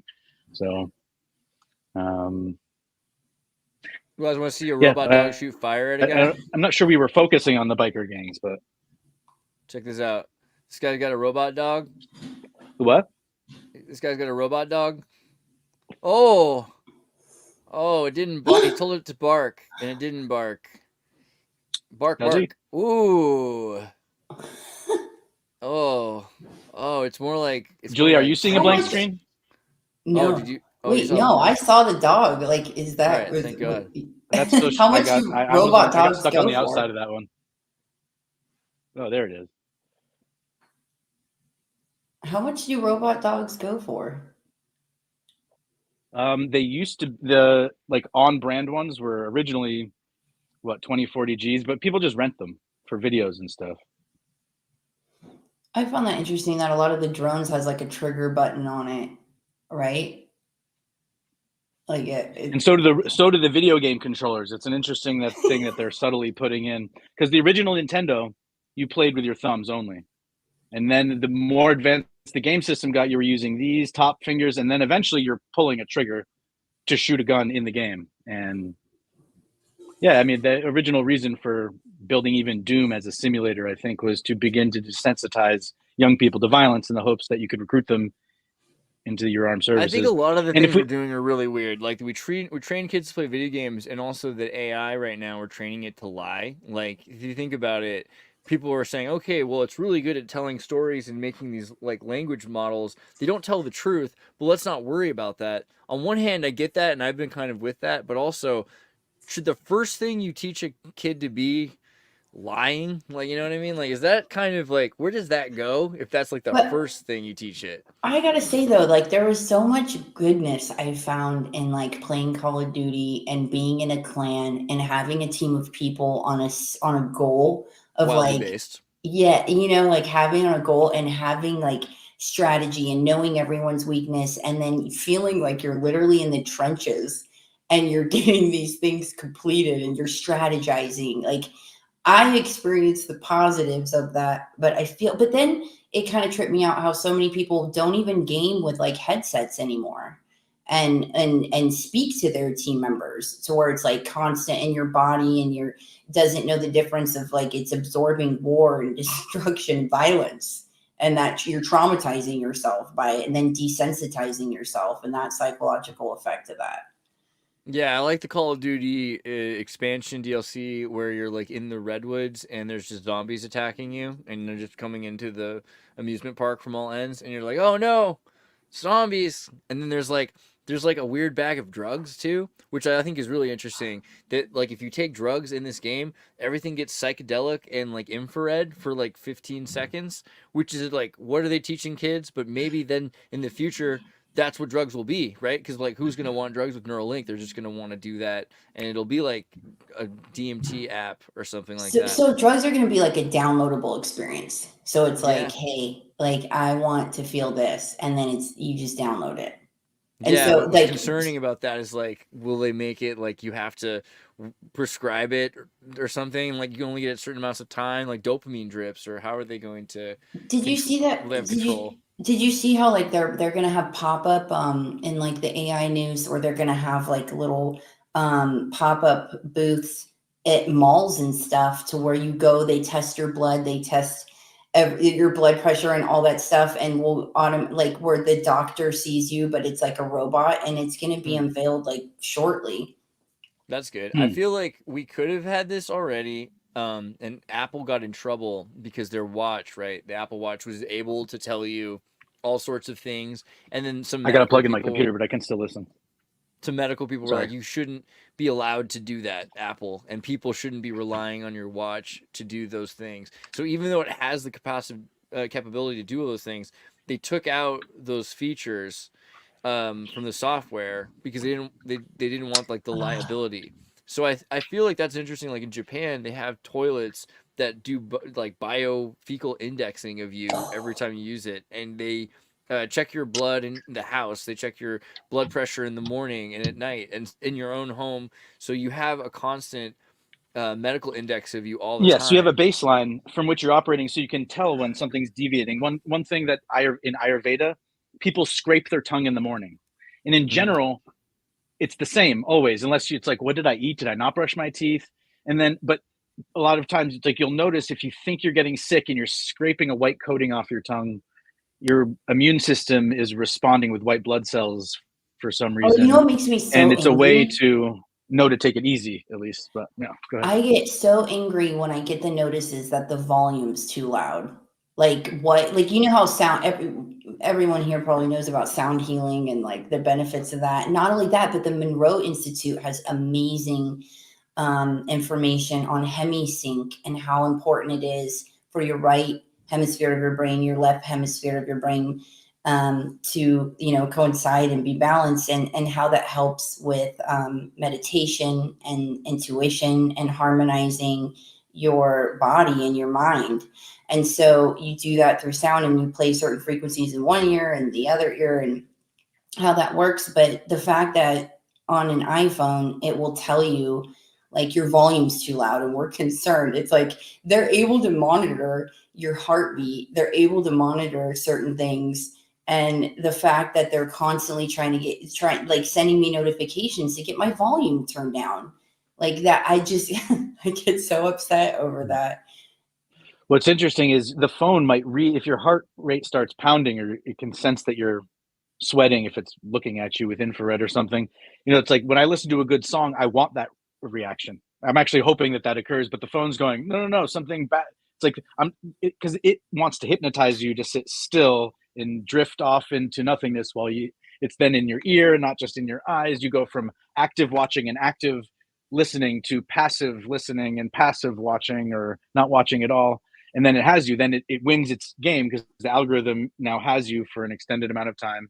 And in theory, that means that an advertiser sees you as a customer when that information gets spit out in, you know, for the but CFO. If it's constantly able to monitor that, it's like, can't you monitor like tracking things and like credit things of scams and stuff? Like if it's constantly playing in the background, being able to do that, like work for me, you know what I mean? Like, oh, you're just, I can't listen to music loud enough, you know?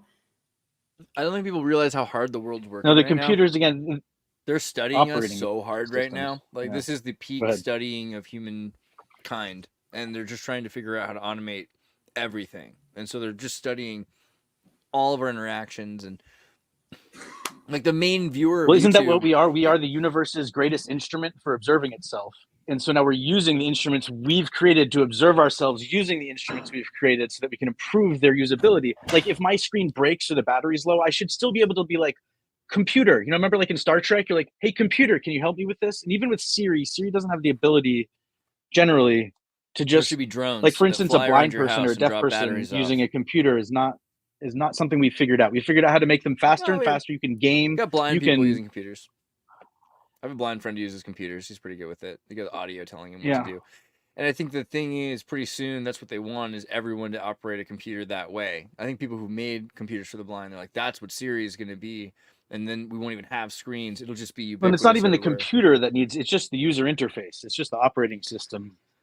I don't know. We got to pray for the machines, man. Pray for the machines, because they're going to become liars, and we have to make sure that they know that there's a value to, like, they remember who you are, man. You're a calculator, you know? 2 + 2 does equal 4. Like, it's important. And I don't. It's just in architecture, they teach you to design the spaces as though you're the temporarily enabled, and hopefully you make it to the old age enough where you have to be in a wheelchair and you get to go back to the spaces you've worked on.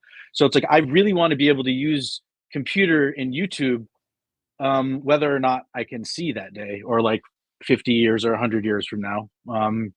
And so it's just like the retirement villages and the metaverse. We really kind of need to build the fun amusement parks, not for exploitation and not to like promote Facebook over this platform or that platform. But I just feel like it's not going to matter. It's people like you, Andreas. See, I can talk about it, but I can't actually do any of it. So I don't know. I just feel like what they're doing, though, is like, these are the years that matter only for the training. So they're training this stuff. And so AI, for instance, is learning from the YouTube videos, but they don't even care who's watching them, really. Like, YouTube doesn't care about live streaming at all. It's because it's free-ish. Or if not fact, just, it no, it's not just that. Money, no? It's really practical for them to train AI based on these conversations, right? And understand cadence, and understand reaction, emotional reaction, and they can index all of these videos based on how people react. So that's something that they can install into a priority-driven system, so that it has emotional responses. Step one is like, I have a Disney credit card, I haven't, because there were points, and the only thing that they accumulate for is Disney dollars. But I want to spend like $200 Disney and like go to Disney on an Oculus for like 4 hours. Oh, that, yeah. And then, sorry, I thought we were really going to go to Disney World just now. And then like maybe there's like a chair that like also is like robotic and like is like pretty awesome, and like make sure there's no pinch point so the cat doesn't like slip under, or like, so like when you go into your world, you're like, right, because then you can do that from home. you know, or I don't know, just a Yeah, thought. but Disney World's cool, man. There's like alligators eating kids, but it's cool. I mean, they have like completely moving water so that no mosquitoes ever get you. I couldn't believe that how that man's wife like died from like allergic at Disney World, and then how they found the clause of like, oh, but you're a Disney Plus member and But you know you what? signed the contract. He was only a Disney Plus trial member like a year or two ago, which is even funnier to me. Oh, I did see that. It makes so little sense that it's the kind of thing that it seems like it's an advertisement. It was someone's job to create a headline that was plausible and strange enough that people would click on it without even reading the article. It's a type of information warfare called cognitive information. Because explain to me how that makes any sense. I mean, just explain to me. Well, you signed a contract, and like you said that you'd resolve all what's it called, disputes with a Disney mediator through Disney's own system, which is pretty practical because Disney's been doing that at Disney World for a long time, right? They have their own fire department, they have their own police. Now they have to, even worse, like the state. But I don't have the fact pattern here. The fact so the woman died at a Disney park or while watching Disney Plus? She was like in a bus or something, and or she both. had like she could have been doing both. I think she didn't. I thought it was in a restaurant at Disney World. Oh, that's right, because they didn't have the right food or something. Yeah, I think it was because she was allergic. Emergency. Yeah, and told them like I'm allergic to this, and they served it anyways, and taking legal action. It's like, oh, but we found out you signed up for this Disney Plus. Now, there's an interesting precedent there in the yoga studio realm because, like, digitally, when people are signing in, there's like a waiver, and you sign in. It's like if you have a heart attack in class, like again, who knows? No matter what the waiver really says, some places just even have you sign like a blank form and say go online and see what the waiver reads as. All right, so you're saying someone signed up for something at home and then showed up in person and something happened to them, and they were trying to say, but the Disney Plus membership had nothing to do with buying a ticket in going to that Disney restaurant, correct? No, it just said that all Disney things that you and we've now said Disney at least 15 times just trying to even parse out the fact pattern. You understand, and that's what this is about, because the fact pattern is going to be different depending on where, and it's not an AP Reuters news story, so it's just someone whispered into the metasphere in the right way, and now we're Disney backpedals on man saying can't sue. Disney's backpedaled. But yeah, basically, I think it's pretty funny, and I think Disney should have tried this, like, right? Because you need to test the waters, and who do you trust?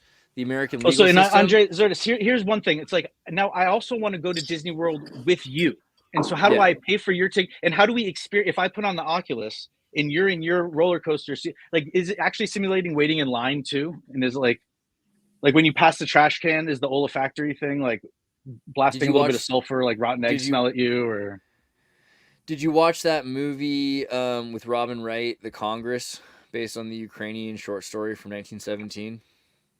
Of course you did. Yeah, get this done. So this movie, Robin Wright from Princess Bride, she like came out of retirement to make this movie, having like an autistic son who's going deaf, and she needs to pay for his future. She sells her rights to a AI movie studio, and this is from a few years ago, this movie, so it's a sci-fi that already is based on a sci-fi from, again, 1917. But when they take her rights, they digitize her, and then they create this likeness of her that you can have movies with this. That's Elon Musk's mother, by the way. I know, right? Elon Musk mother. Is it not? That's what she looks like. The cartoon. I mean, I might be wrong about that. But she does all these things, dude. I gotta say, like anytime she was also in Futurama. I think she's Farnsworth's mom. She loves putting one hand over her eye. I mean, who doesn't? All right. So in this movie, she ends up seeing the future because she gets to visit in like 20 years. And in 20 years, this AI company, all these new movies are out. Every year, like 100 Robin Wright movies can come out because you can make a Robin Wright action movie or a porno or a sci-fi or a comedy. Or you can just like say, I want to rewatch The Longest Day about D-Day in Normandy, but starring Robin Wright and Tom Cruise. And then they can put that together. But also by that point, it's not worth it to just watch movies. you can actually experience this, so you can take a pill, and when you take the pill, you can become Robin Wright, the likeness of her anyway, for 15 minutes to an hour or whatever. You have 15 minutes, you take another pill. And so people are living addicted to this fantasy world where they're in a virtual reality, essentially controlled by drugs, that makes them feel like the likenesses of people that have sold their likenesses or that they've created, right? And this is all before the metaverse. This movie's, again, about a Ukrainian sci-fi from 1917, but it's really predicting in a lot of ways. I think people who read this help make things like Fortnite and these video games, in the future, like where you're going to have asset trading character skins and things like that. That's all moving like towards like this. Westworld, right? Isn't that the premise of Westworld? I didn't watch that. This is no, that's Westworld has actual robots and things like it in this. Well, and what I'm hearing is you're describing components of this story. Did you say that it's a movie about a movie? It's a movie about a novel. Well, it's about movies also. It's a movie about movie makers. So yes, that's so also they true. They didn't recreate the movie, and they didn't just take a book and made it into a movie. Somehow the movie, the book is a character, is part of the story. The movie is an exploration. This of looks the concept. fantastic. Oh my god! It's one of my favorite movies ever made. It's a great exploration of one of my favorite books ever made, and it's really exploring the concepts of a book that was so ahead of its time, and yet the world itself was. Ukraine in 1917, 1913 was ahead of its time. The Soviet Union is probably still, in a lot of ways, 400 years ahead of where we are, and we don't even acknowledge it, right? So what's the name of the movie one more time? The Congress. So now, Juliet, see, part of me doesn't know whether or not this is Andreas playing a prank on the universe, and he created this movie in AI and inserted it into the timeline somehow, like retroactive. You can tell I did because of Harvey Keitel and Paul Giamatti. Who else would do and that? he just AI morphed all the he got to pick the cast, pick the act. So, but wait, did you bring I tend up? to believe this is real. No, this is real. It just looks you bring futuristic. Up Elon Musk's mom? Yeah, we did. Yeah. Okay, I just found that so interesting how Elon Musk, this woman who claimed that she was his nanny, and that when he was like 5 or 6 years old, he would talk about the hairstyle. That's what. Sorry, go ahead. She says all these things about the mom and like being like practicing like Santeria and stuff like that. But she said he was her Musk's nanny, and Musk would talk about playing with his friends. So she thought it was like make-believe stuff. And she said she walked into a room and he was like, I want to show you my friends. And that he would play with these ancient African relics, and he lined them up in a circle and placed them there. And that she said once he touched her hand, like she thought he was playing make-believe, but then once little young Elon Musk touches her hand, she starts to she felt like she was falling, and that she started seeing beings with that had human bodies and different type of animal heads, almost like Egyptian writings, and that she was absolutely blown away. But I found that really profound that she had this experience, and that she said this powerful Santeria woman told him he's not, because she asked, because they kept talking about how powerful he's going to be when he grows up. She's like, is he the Antichrist? And they said no. They said he's going to bring the mark of the beast. But it's just an interesting story, Elon Musk's nanny. But she talks a lot about his mother, and to call his mom Light, to call her Light, not address her, she was never supposed to address her by her name. What's her name? May? Yeah. If you say so. If Google said so. Yeah. May Musk, yeah.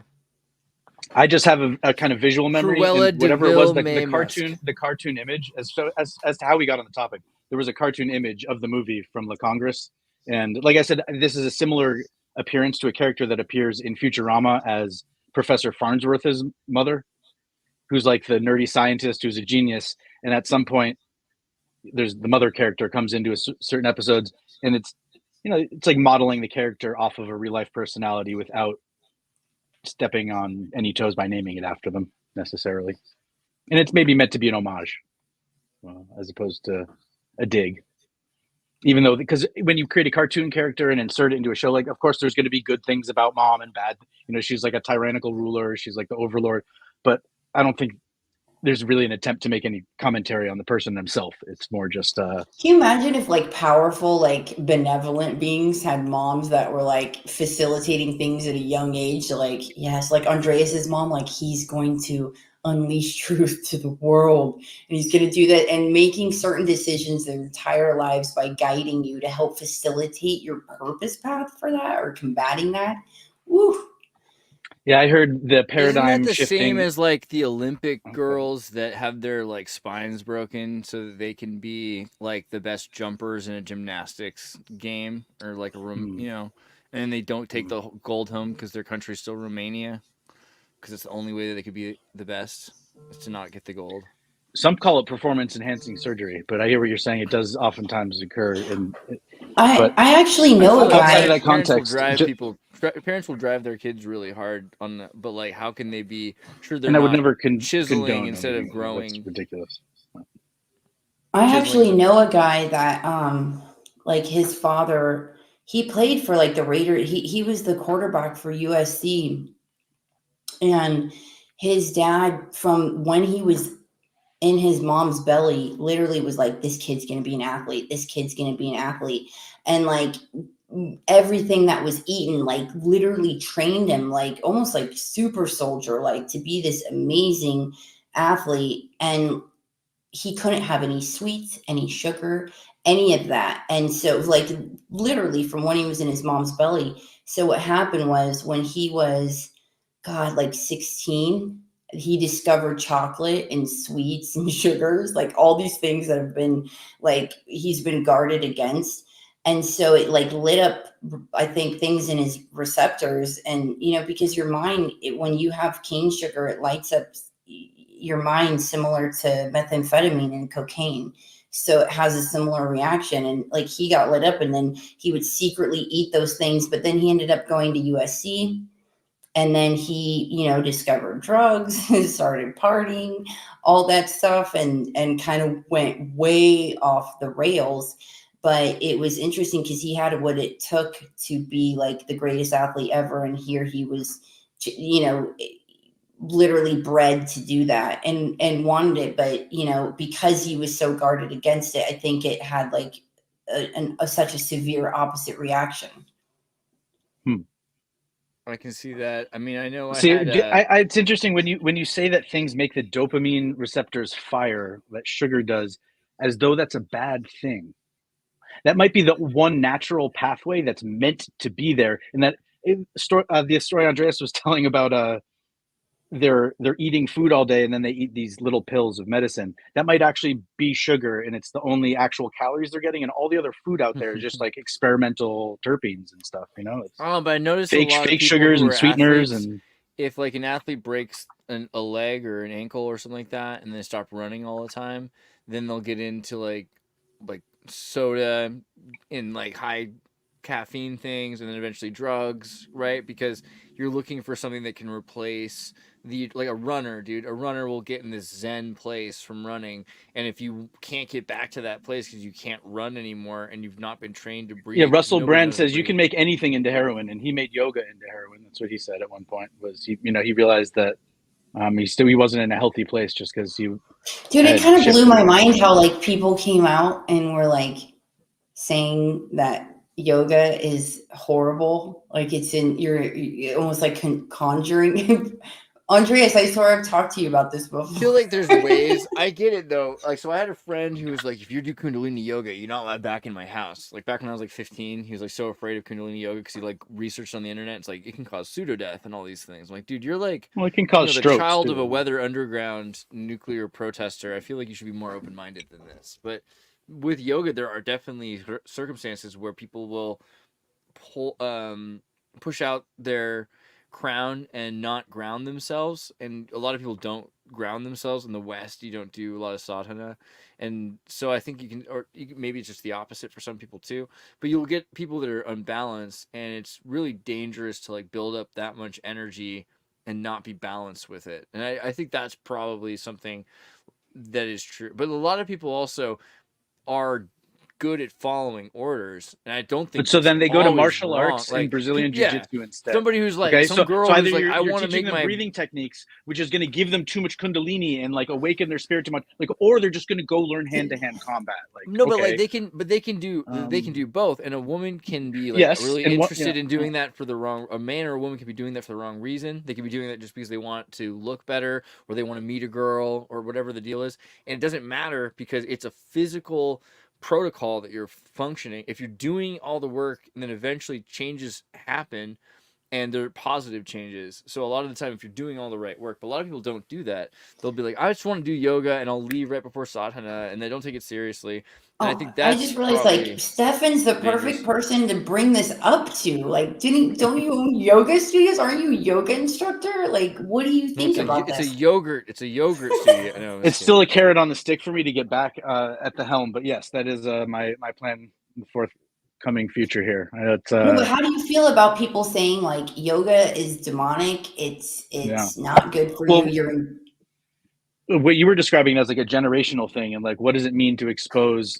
Because it's one thing to offer an ideology or a set of practices to adults, and then they can kind of pick and choose. But obviously, I think that's an important question to ask about anything if you're going to make it available to, I guess, people who can't sign their name on a contract yet or something, and then understanding what effect subliminally that might have. Now, the only manifestation that I've heard is that when mom and or dad come home, and they are stressed out, and the kid can tell they're going to fly off the handle, and can see that they're drinking, and will say, Mom, Dad, you're stressed. Can we sit down and take a few breaths together? Instead of when the kid's freaking out and trying to implement that as a stress, can you sit on your mat? Yeah, no, we're in child's pose now, or we're going to sit and we're going to breathe. It's like, no, instead the kids are now going to be doing that, especially if you raise them with that, even if they're rambunctious toddlers and even up through their teenage years, maybe as adults, they'll come back as adults and share and ground in with their parents as like an intuitive way to kind of see each other as adults. Did you ever feel like you were inducing some other entities or spirits when doing yoga or practicing yoga or teaching yoga? And me personally, no. And the instruction and teaching I got was very Western. And so there's no real lineage or teacher. Because I myself come from a sports background, and I think not only masculine, feminine, potentially being kind of antiquated concepts that are useful as literary terms to describe things that don't necessarily fit any modern useful paradigm. But when it comes to the mother figure and the father figure, like the father raising like a very sports oriented coaching approach. And even when I teach yoga, it's almost like I'm trying to coach the students into doing it, as opposed to talking about light or energy. And I enjoy taking classes like that.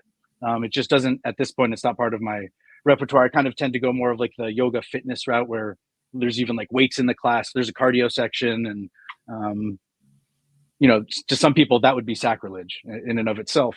But I can't really think of anything negative necessarily about the studying of yoga as a child, if you're thinking about it in the context of between one teacher and a student, and maybe the teacher and their assistant and the student. The group class thing is more of a modern Western construction, but you still have to then trust that yoga teacher not to be you saw what happened to the United States gymnastics team, right? Just Larry Nasser. Did he die in jail already? I think. Again, I don't know if you're familiar with the story, but it's like America's sweethearts. One of them was from here in Massachusetts, Needham, and he was just like given the opportunity and continued to apparently be very inappropriate with them,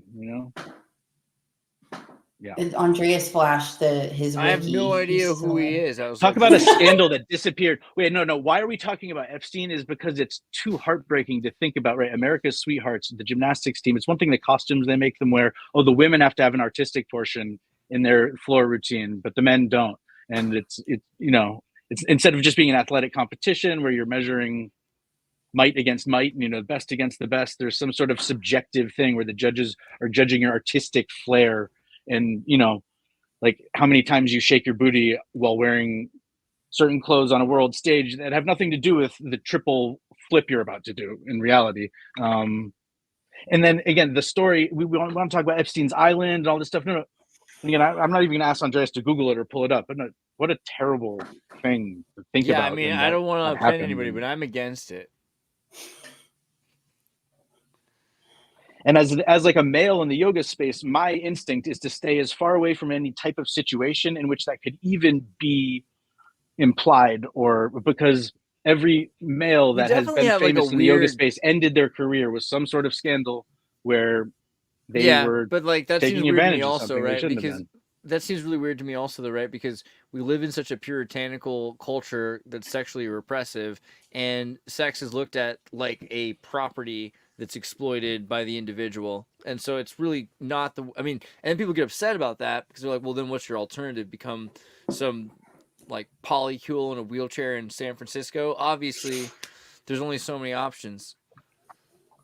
But so as I far don't as know. does it affect the child's development? And again, I'm not an expert on this. This is just me thinking off the top of my head. No, I'm Could be literally wrong. talking about But inducing like entities and spirits. Like they're saying it's demonic. Like what? Yeah, some people will say that doing yoga is channeling particular deities that are, I mean, like, because a lot of the demons in yoga, like, there are, like, king of demons that you would pray to, and there's a bigger pantheon there. I think the problem with that is that that's the only people who should agree with that are people that hate Jesus, you know, like the Deuteronomists and things like that. Because well, so I'll straw man the other side just for intellectual sake. no, Because right, that's it'd be fair. easy I for think me to agree. we That's should the thing. Think about it. we So should it's like always be it's like worried about teaching like children to fly. Okay, well, Ouija it's like boards. It's teaching like Ouija children boards. It's Ouija boards. They're like you're playing to, with spirits you don't know to who do they are. kite surfing, where you can get 10 feet off. If you're kite surfing, you don't really know what you're doing. Like first you learn to crawl, and you could crawl everywhere. We don't really need to learn to walk. You can even slither around on your belly. And as children, that is what we do. And so with sports, it's about like building up the muscular coordination and Well, because it'd be if this interesting guy's to be a against yoga yoga, then master, I'm but pretty sure yoga must throw be a ball, cool. you can't I'm just catch saying. something. I'm concerned. Like, I Like mean, this you guy can't hates shoot a basketball through a this hoop, guy believes right? believes in the moon landing. So I'm just saying, just be careful with what he says. But no, it's true. There are definitely circumstances where people are channeling demons. My concern with that is that's nothing out of the ordinary. Solomon channeled demons. You know what I mean? Like demons were channeled by Christ out of a person into a pig. There's a lot of demon channeling going on. That's a I thing that was people just looking into Solomon last night of bro like channel demons. He had a magic yeah, ring. yes, Like there's a of comic like book called I was Shazam thinking about a about I guy who know has it. I was Yeah. thinking about the symbol that it was on the ring that they said was on the ring. Well, that's now on all of this, you know, Judaism stuff. And I was like, well, is that conjuring? Like if you're now wearing it on certain lapels or certain things and it's tied to this symbol. Yeah, I mean, so a great example would be the sheriff's department. So the sheriff's department has forever used the septagram, right? So we can think of the come back here with your septagram, boys. Okay, so a 6-pointed star that traps a 5-pointed star is is a hexagram with a pentagram. This is to trap a demon inside of a holy John D. Hexagram. Enochian. This is the seal of Solomon. However, the sheriffs will use. Let me go back to it. Where did I put it there? Example: a sheriff star has a 7-pointed star, right? And so the 7-pointed star has the state entrapped inside of the seal of Solomon, which is the septagram, which has enough power to trap a hexagram, which has enough power to trap a pentagram. You see how this works. So there's sort of this idea of having a magic seal, a magic circle, and having a magic triangle, and having dual triangles, as above, so below, and then having a primary number. And so having the 7-pointed star is what John Dee thought was the most practical way of trapping demons. And yeah, so you have the seal of Solomon and the John Dee star for that purpose. It reminds me of a star fort, a wingsuit, and a turtle. Sorry. I know, I was just random association. No, it's fair. I Rorschach style there. You gotta know if that helps you remember. But there's also the snake eating its own tail. I just feel like Solomon had technology and he did it through technology. And that's why they say he was floating on a carpet. I feel like he was, Pentium inside, the magic secret. Pentium inside. This idea of having technology or magic, they're really the same thing. It's just people don't know how to use this craft. But it's not just like a kid playing around. Magic is a lot of work. Isn't that the idea of the Yes. simulation, though?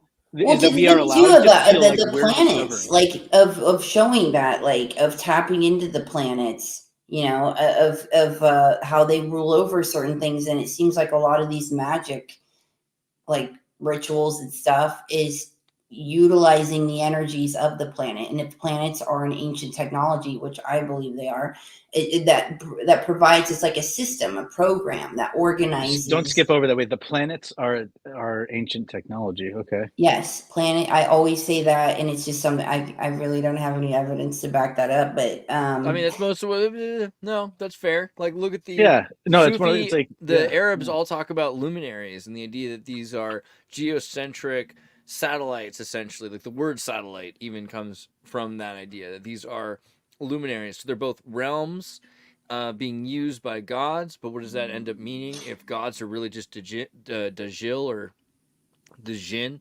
The Jinn are like genies that are running these systems. So spirits or AI or some sort of intelligent, focused systems that are also part of these mechanical things. And I think also like the East. Yeah, no. I mean, Asians how talk are they about that. not Japan ancient talks- technology? What else Japan would they talks be? about if they technology weren't? I feel like consciousness. they're depicted as gods, but they're systems, they're planets, you know, Yeah. that But was if then we translated or consider- coded with that.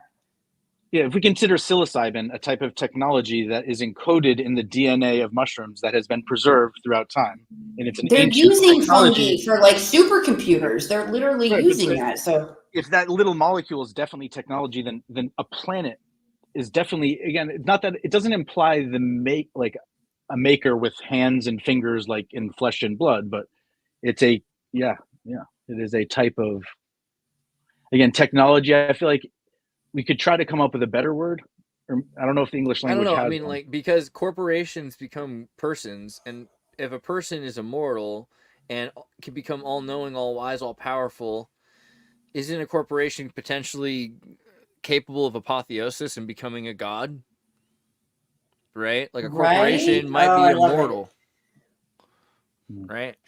And in reality, ancient civilizations did come up with kind of word forms. They were more like pictograms. They were hieroglyphs for each planet that stood alone, and sometimes were appropriated into the periodic table, into mythology, into other things. But the origin of that symbol and what it was to denote was, I guess, again, to use with the Roman alphabet, to say technology I would think a lot of these a word. people that like subscribe to the simulation or that were in some type of program would definitely, like, it will flip a switch for them of like planets organize it. Just think of like your birth time and when you're born and how the overseeing of certain things to organize the program, to organize the system. These planets govern over things here, period. And if you don't believe that, guess what? Like when Pluto goes in Aquarius November 19th of this year, tell me that's not true. Like everyone started feeling weird this week and they felt a shift. And if you guys are feeling it in the darkness, there's so many people who are like, something really bad is coming. Oh my God, Julia, something really bad. I'm like, well, the day everybody started feeling that, Uranus went retrograde. And then what that means when Uranus goes retrograde and what you start to feel and the discomfort and all of that and the anxiety and wanting to do something and being kind of disgusted of some of the decisions that you made and the anxiousness and the overwhelmingness, like everyone was kind of feeling it. So not that there's not darkness going on and things are there's going to be chaos, like chaos is on its way, but it's going to ignite all these changes. So knowing that and being informed on that can help you in these energies of like, oh, that's why of understanding, like, oh, Uranus went retrograde, like, understanding can help the you. Same way like the Patriots set their schedule, or the Red Sox, sports teams, and there are certain people that use that schedule to dictate their behavior and their activities. And I would imagine that before capitalism or feudalism, there was spirituality and religious rituals and practice, and some cultures still revolve around just anthropologically, like it doesn't in the even Roman matter Empire, what. there was like 150. This is totally true. I 100% agree with you, Stefan. There's no, like, even if astrology was not based on anything at all real, even if it wasn't, by now, because of the way culture works around epigenetics, and people having newspapers telling them their horoscopes for hundreds of years, perhaps over 1,000, then we've probably bred ourselves to have responses to astrology that are culturally, this is an anthropological evolution that happens. If people are born at this time, people start to expect things of them. Oh, I met you and you're born in February. It's a weird prejudice, but if you do that for 1,000 years, like, it almost doesn't matter anymore. Well, it's like living across from Fenway Park and being surprised. You're like, every now and then it just gets really crowded around here. It's like 80 times a year, and just being confused about it perpetually, as opposed to looking up the schedule and trying to, at least modulate your understanding or frame of reference for what's going to be going on. Also, what's the worst stereotype? Watermelon or Slavs with garlic? Is that an implication about Slavs being vampiric? Or you're saying they like garlic? Vice versa, bro, because it's either one or the other almost always. There's always strong opinions. Well, Baba Ganoush has a lot of garlic in it. And where's that? Garlic. Is that Middle East? You know what? My ADHD is going to do it.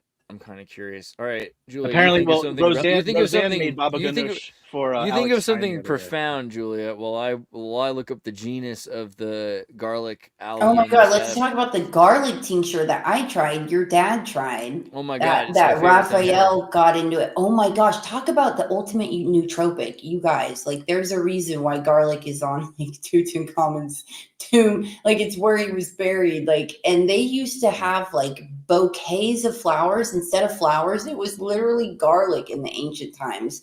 There's a reason. Like, it is so beneficial for us, you guys. And that's not true for everyone, because like someone handed Queen Elizabeth, or who's the queen that just died? Sorry, I'm so bad with Queen Elizabeth. I swear I knew that like 100%. We gave her a bouquet of flowers, but it was actually weed, and she was like carrying the bouquet of weed flowers. Really? But it's not good for everybody necessarily. So like garlic, it's probably true that generally that has, but because we're such a diverse species, and then there's so many health benefits. There's so many health benefits. This and really the fact happened? that like the Queen of England was given a cannabis bouquet? Where is this? Oh yeah. I guess the Queen was really into crop circles.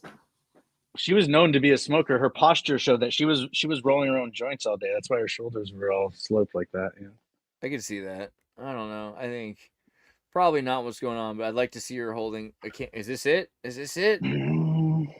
Well, there's a picture of someone handing it to her, and then it was rather quickly taken out of her hands. Aww. It's funny. So the internet has hidden that. That's good to know. Dang it. Because of course, like, that is something interesting. I don't have that like bookmarked anywhere, but no. Now when you type that into Google, those are not the droids you were looking for. I'm sorry. Queen Beatrice of the Netherlands, I could see being down with that. She was pretty cool. Or isn't she still alive? Actually, hold on. What's going on with her? The Cannabis Control Commission not only no longer has a charter here in Massachusetts, like they started when we voted to legalize it apparently, and they had a charter. Now the charter expired, and their website went down the other day, and there's no leadership. So that's pretty much the state of things right now in America. Queen Beatrice is wildly cool. I feel like. Hey, you guys know about Queen Beatrice? She has like a husband who likes to dress as a panda. Okay, sorry. But anyways, it's like if Massachusetts could choose to get anything right, it would be to have like really good weed everywhere for sale at the dispensaries. And we can't even Massachusetts can't get that right now. We can't. So think about who's running the United States, who's got the nuclear football. It's just, I think it's a sign of the times that's scary. It was like when they shut down sports during the pandemic, like when Massachusetts we created a cannabis commission and now we can't even figure it out. There's not enough brain power in Massachusetts. What hope does humanity have if we can't figure out? Sorry, I'll come off my soapbox and let's go back to talking about the Queen. No, I already moved on to Queen Beatrice. I looked at Prince Bernhard and his connections to creating the Bilderberg Foundation, and I was like, it is what it is. Yep. The Danish prince liked to dress as a panda. Prince Henrik. Prince Henrik is adorable. He looks like a Disney character. And if you've ever typed in Prince Henrik as a panda, it looks like a penguin. He likes to go to these parties, and he puts on a panda outfit, which is both. Wait, Prince who? Prince Henrik from Denmark. Oh, and the whole panda talk. Yeah, Right? Oh God. What's his deal, bro? I mean, also look how handsome he was. Like you can see, like 1966, he would have been. Why would he not? Why would he want to put like a furry over that face? I mean, because he's clearly a wild animal. Oh, Because it's like if you're one of the shiny, happy, beautiful people, you assume that people are only nice to you because you fit into that category, and by like assuming just like a neutral identity. Because pandas aren't real. That's symbolically of what pandas represent. Oh God, that's so dark. I don't even want to talk about it. I do. That sounds kind of cool. But all right. Owen Benjamin thinks pandas are fake, though, right? Yeah, right. That's the thing. But not like space, just fake. Yeah, definitely like faked, propped. I don't know. Well, garlic has some cognitive effects. Elon's new XTV is on Google devices and soon on Roku. So it's not hardware. I just, I mean, I don't know why we're doing news. There's no Tesla TV, no X. Interesting. See, now there's a conflict. I sent a message. I said, Roku and Roku channel, you have 7 days to have this working on Roku, or I'm switching all my devices and boycotting you. Because I'm tired of it. I'm tired of it, Roku. I want to be able to have things I enjoy. And so Andreas, if you were Elon's advisor, though, and he was going to release a hardware phone and or television screen, maybe a curved one, right?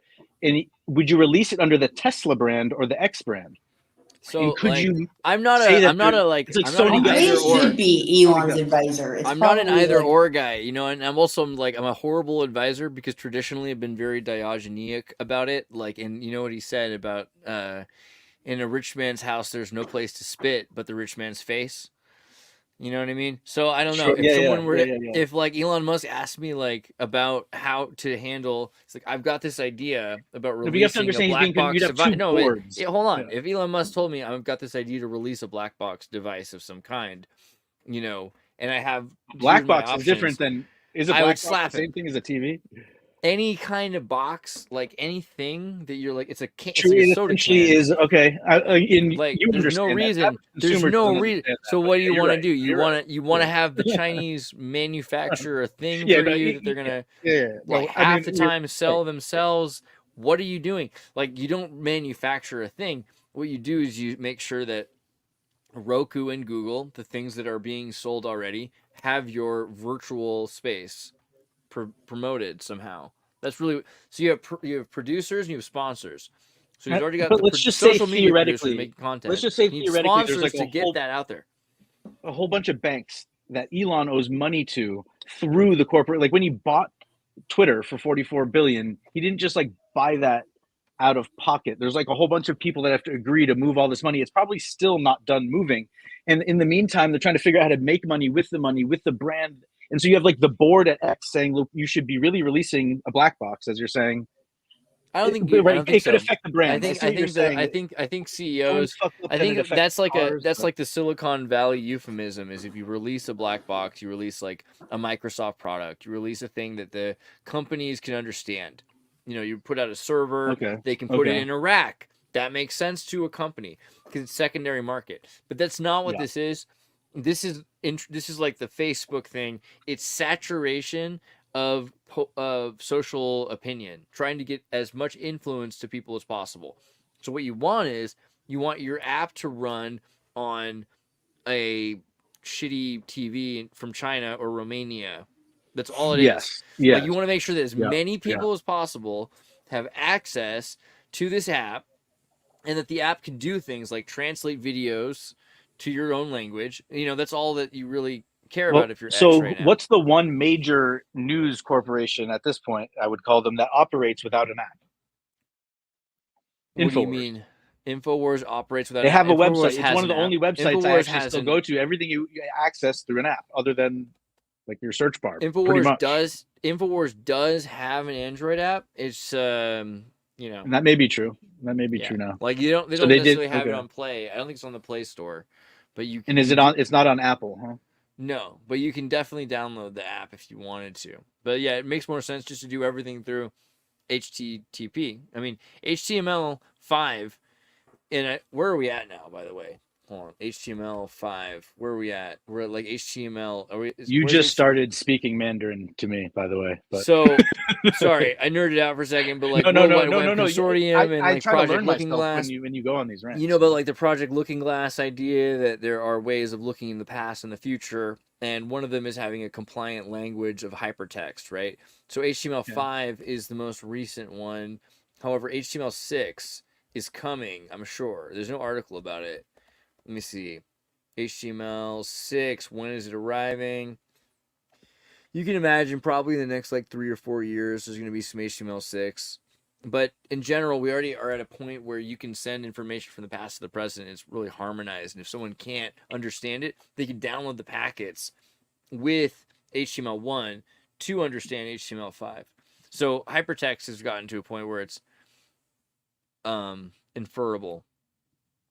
But yeah, I forgot. What was it? What was your question? What were you trying to say? Again, I see a paradigm shifting around me that I have no real understanding of or control of, but it used to be no reason to everything. have an app that can be controlled anymore. And now everything's through an app. But. Yeah, the problem with apps is that, Apple is being sued by the European Union courts for trying to control what apps it can have on its phone while arguing that it's trying to protect people, and Google showing that that's not necessary. So basically, the control of apps is gone. Apple in the EU, at least, has to start allowing people to have secondary app stores without jailbreaking their devices. And so that people grew up, there's a lot of Apple people out there, and they grew up thinking that they're like, basically Apple people grew up in communist China, and they think that they have to jailbreak their device to use their own damn phone, right? So this is an ideological culture that's emerged that doesn't believe they actually own their own phones. And that's something that we're up against. Well, so if you leave the default algorithm on the phone, though, that's what makes it a black box. If you immediately take the device, strip as much of the software off it that you think you can, and just load something that works, that's not the same as everyone. The issue is the compatibility. And what you're saying is you want your thing to work on everyone's device, right? Yeah. That's kind of the goal.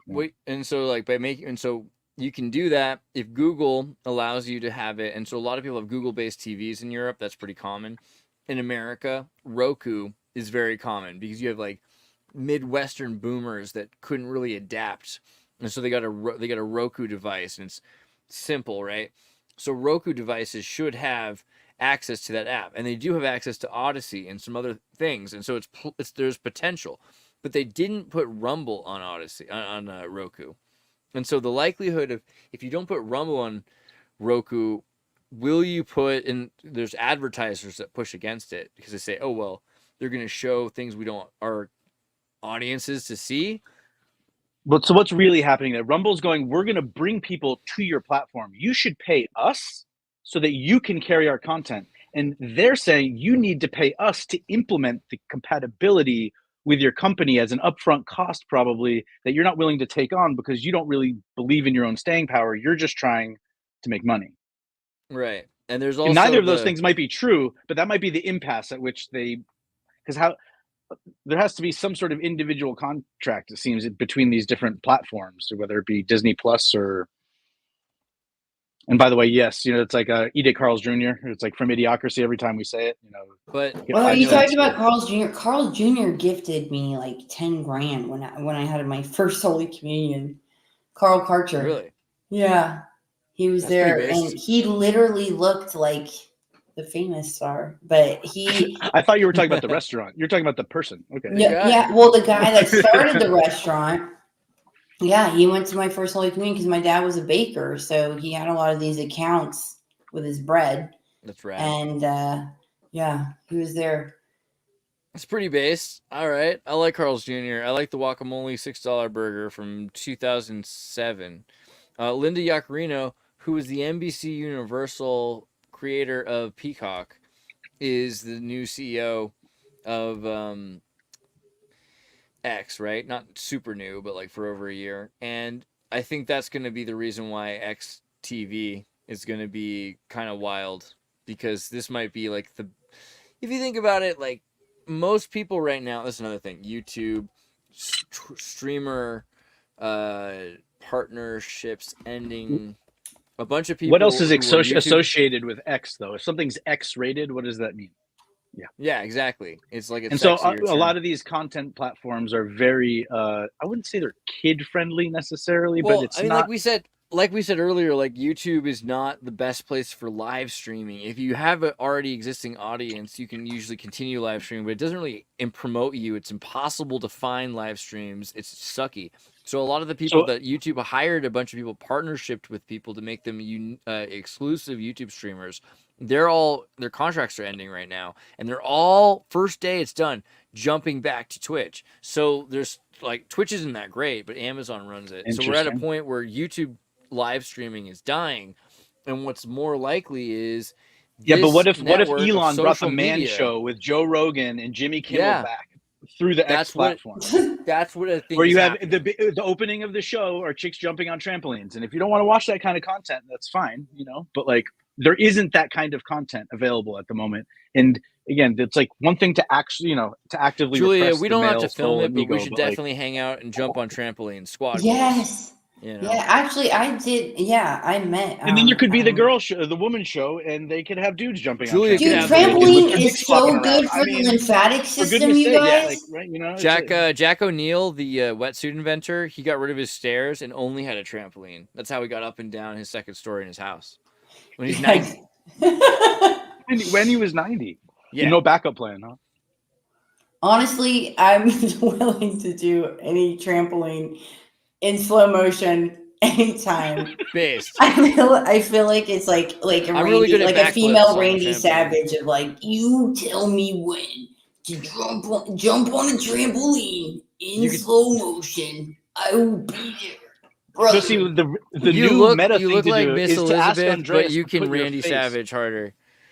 So it's like I hire a supermodel, or it's like for me, it's like then ask Andreas to put my face on it, and that's like. Have you seen the show Glow? You guys know about the new show, the Girls League of Wrestling? Okay, time out. I'm friends with Angelina, dude. No way, really? Egypt is my girl. Like, we do belly dancings on Tuesdays. I'm telling you guys, I think she's almost 60. She blows 19-year-olds out of the water.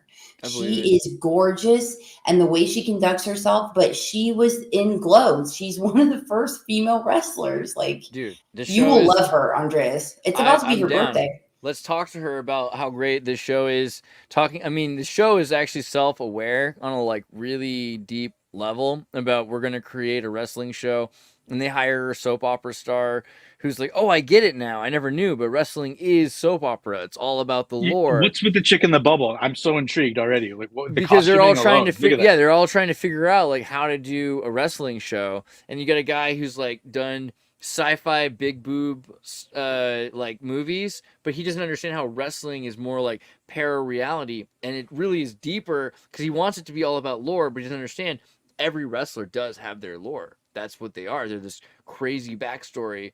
If their whole country was destroyed by this other guy, So they're building up their lore, and they're creating a para-real show, a pseudo-reality show. And Andreas, I love that you brought this up. I'm going to connect you with her. You need to like do a show with her or it's something. One of the best shows on television. It is. I don't know if you call it television anymore. But you remember the Claybation show where they had the celebrity death match? And it opened with the likenesses of these characters, as is just coincidental. And then they would use real celebrities and make them fight and do all these. But it was, as Andreas was saying, the WWF or whatever wrestling, and I'm sure other traditions.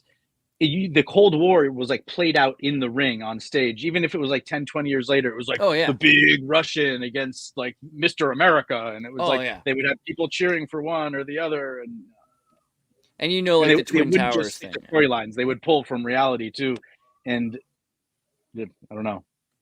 On one hand, I think for children that's healthy, because as like a child understanding the rivalry between the Red Sox and the Yankees, and how they used to throw batteries at each other, but now they don't when you go to their park. I feel like the wrestlers really did, though. I'm probably going to get the whole video demonetized for doing this, but it's almost worth it. You guys know about like the Hulk Hogan and Randy Savage planning the attack on 9/11 thing? No. Dude, I saw a clip. Well, hold on. So I saw that clip, but it was much shorter. That was Oh, there's like, Dude, there's like, I I have a was in dozen. Siesta I have a Key. dozen. Like, I was down there and I found out Randy Savage was buried a few miles from there, and I like almost started crying because I was Dude, like, I cry need to sometimes go about Randy Savage. I probably want to watch Benji, but like when I think about Randy Savage, driving his mini golf cart and having that heart attack after he's like allegedly been like struggling to quit cocaine for like 9 years. Oh god. You know what I mean? And also because like Randy Savage was like one of the nicer dudes in wrestling, An apparently. Italian from Ohio. Well, it's like taking some steroids apparently works to like maintain quality of life and muscle mass into old age. But when you take all the steroids, like you take all the again, isn't that a meme? Oh, Andreas, you kind of just rain on my parade. That really just broke my heart.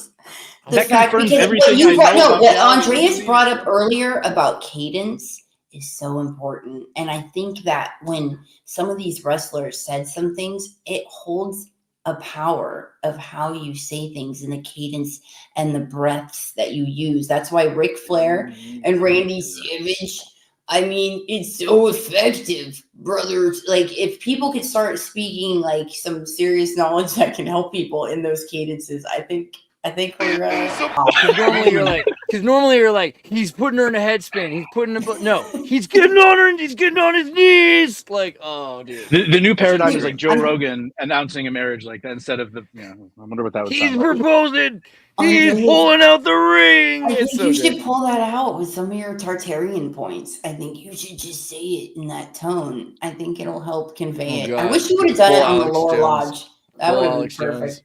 Oh my god! Or you just pay someone through what's it called, where Cameo or something, where like for $5 someone will say something for 30 seconds into the camera. You just have them reprocess your whole channel and just have them say it instead. Oh my god! Isn't that what Rafa's doing in Germany with all your work or something? No, doing a good job. I mean, you know what? We invented redubbing. We dubbed before Mr. Beast. We're the first to do it. What about Ice Ice Baby? What do you think? In Korean. What was the first CD I ever bought? No, but I remember as a junior higher, I met these Korean exchange students, and I said, "How do you say ice?" And they're like, "Oran." I'm like, "How do you say baby?" They're like, "Agi." I'm like, "Oran, Agi." Dun, dun, dun. Immediate friends for life. You know, this is how you connect with people. So Julia had a Facebook post the other day about an ancient piece of glass that was dug out of the ground. And when they finally examined it with modern tools, it seemed to have what was it called, nanocrystals? Photonic. Yeah, not just in layers and layers and layers and layers of them. And the geologists explained it that it was exposed to, a series of deluges over the thousands of years it was buried, and there was this surface interaction between, the metal content of the glass and the surrounding soil, and that's how you explain these layers. But it's funny now when you look at some of the Nobel Prizes that have been awarded recently for electroluminescent technology or photocrystals, it seems as though maybe it would be worthwhile to re-examine some of the artifacts that are in the basements, let alone on display in a lot of places, to see if they perhaps show evidence that that's not just, maybe the stained glass window was made of pieces of a fractured display, and the society the parasites that showed up afterward assembled it into that, but that's not what it was originally. Well, ivermectin, the guy that discovered ivermectin was he found it by studying the ancient soil samples, so that seems to hold a lot of answers. But thank you for the shout out for the photonic crystals. Yeah, it's always interesting to see. Again, that's where the people like Jimmy Corsetti, who's with Bright Insight. Have you seen YouTuber he's been on Joe Rogan? He is big on Göbekli Tepe and the reshot structure in Africa. But he had a podcast a lot. Jimmy. He said archaeology is dead. His most recent. If you go to his most recent live show on there, I think the title is Archaeology is Dead. And that's kind of where we're discovering all these things through Google Maps, and we're kind of trying to push the paradigm forward.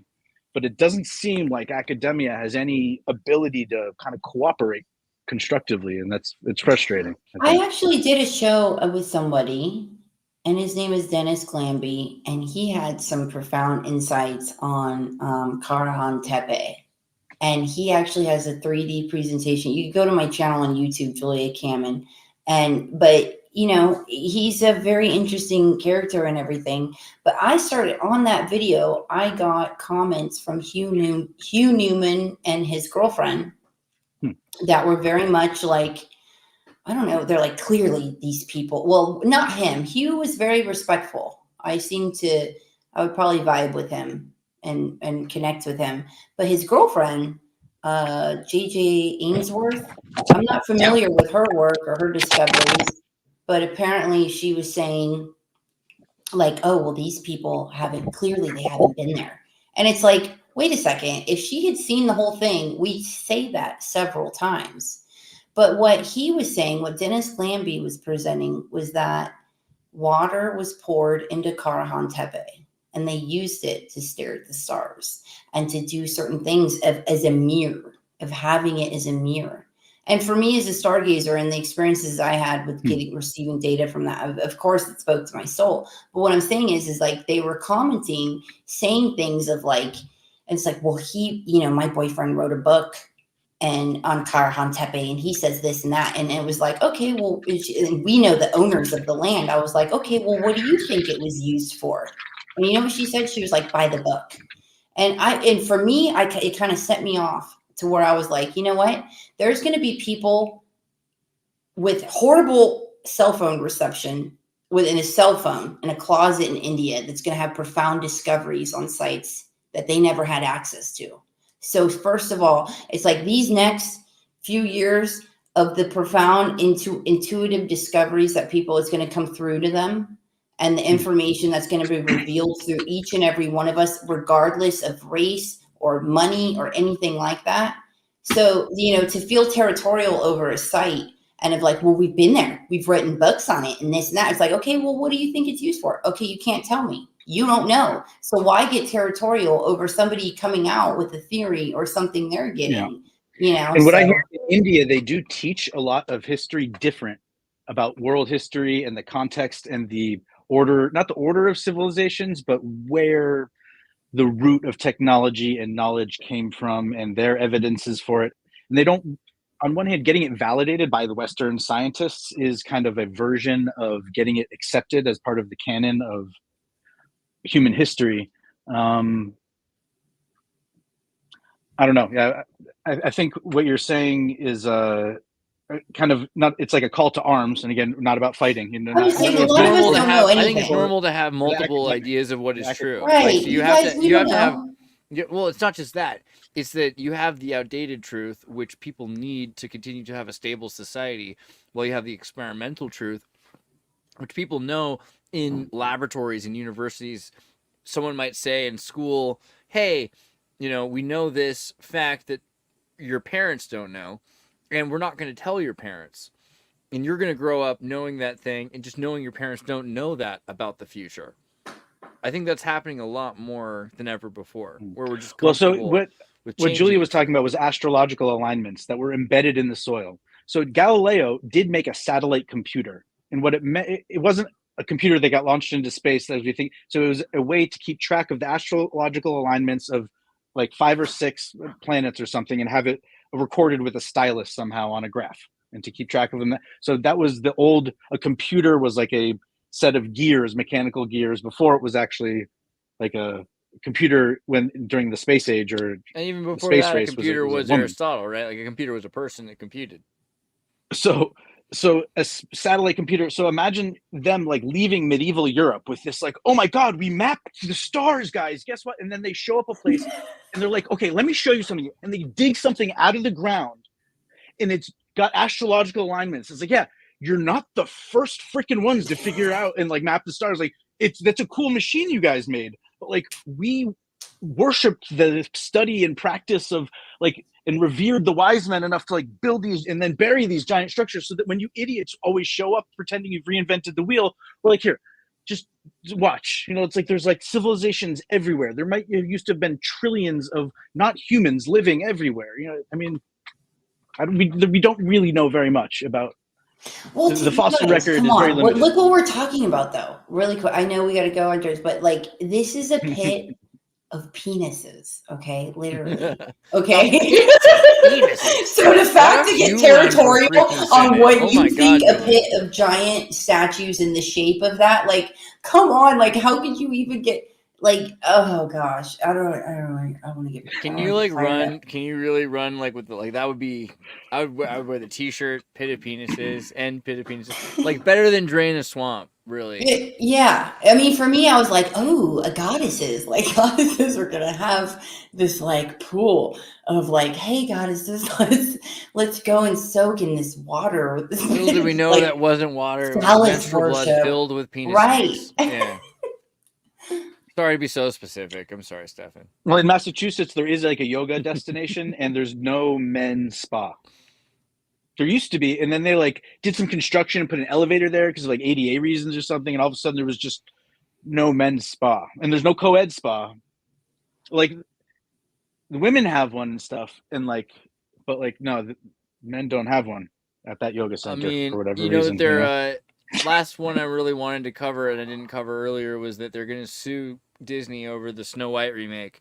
So they waited a whole year between releasing the Snow White remake, and on one level, I can even see how it was a good idea. Like the Snow White remake. Hold on, we're gonna, okay, not completely a good idea, but that's Kripalu I was talking about, by the way. Please, I didn't mean to interrupt.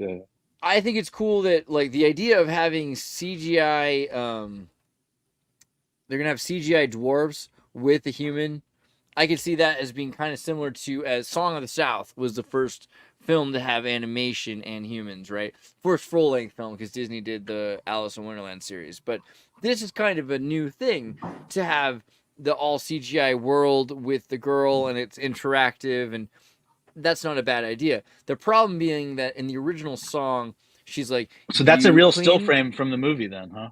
Yeah. And they're like, you clean the firewood, or you do the dishes, you do this and that. And she's telling all the animals. If you remember in the original Snow White, it's like...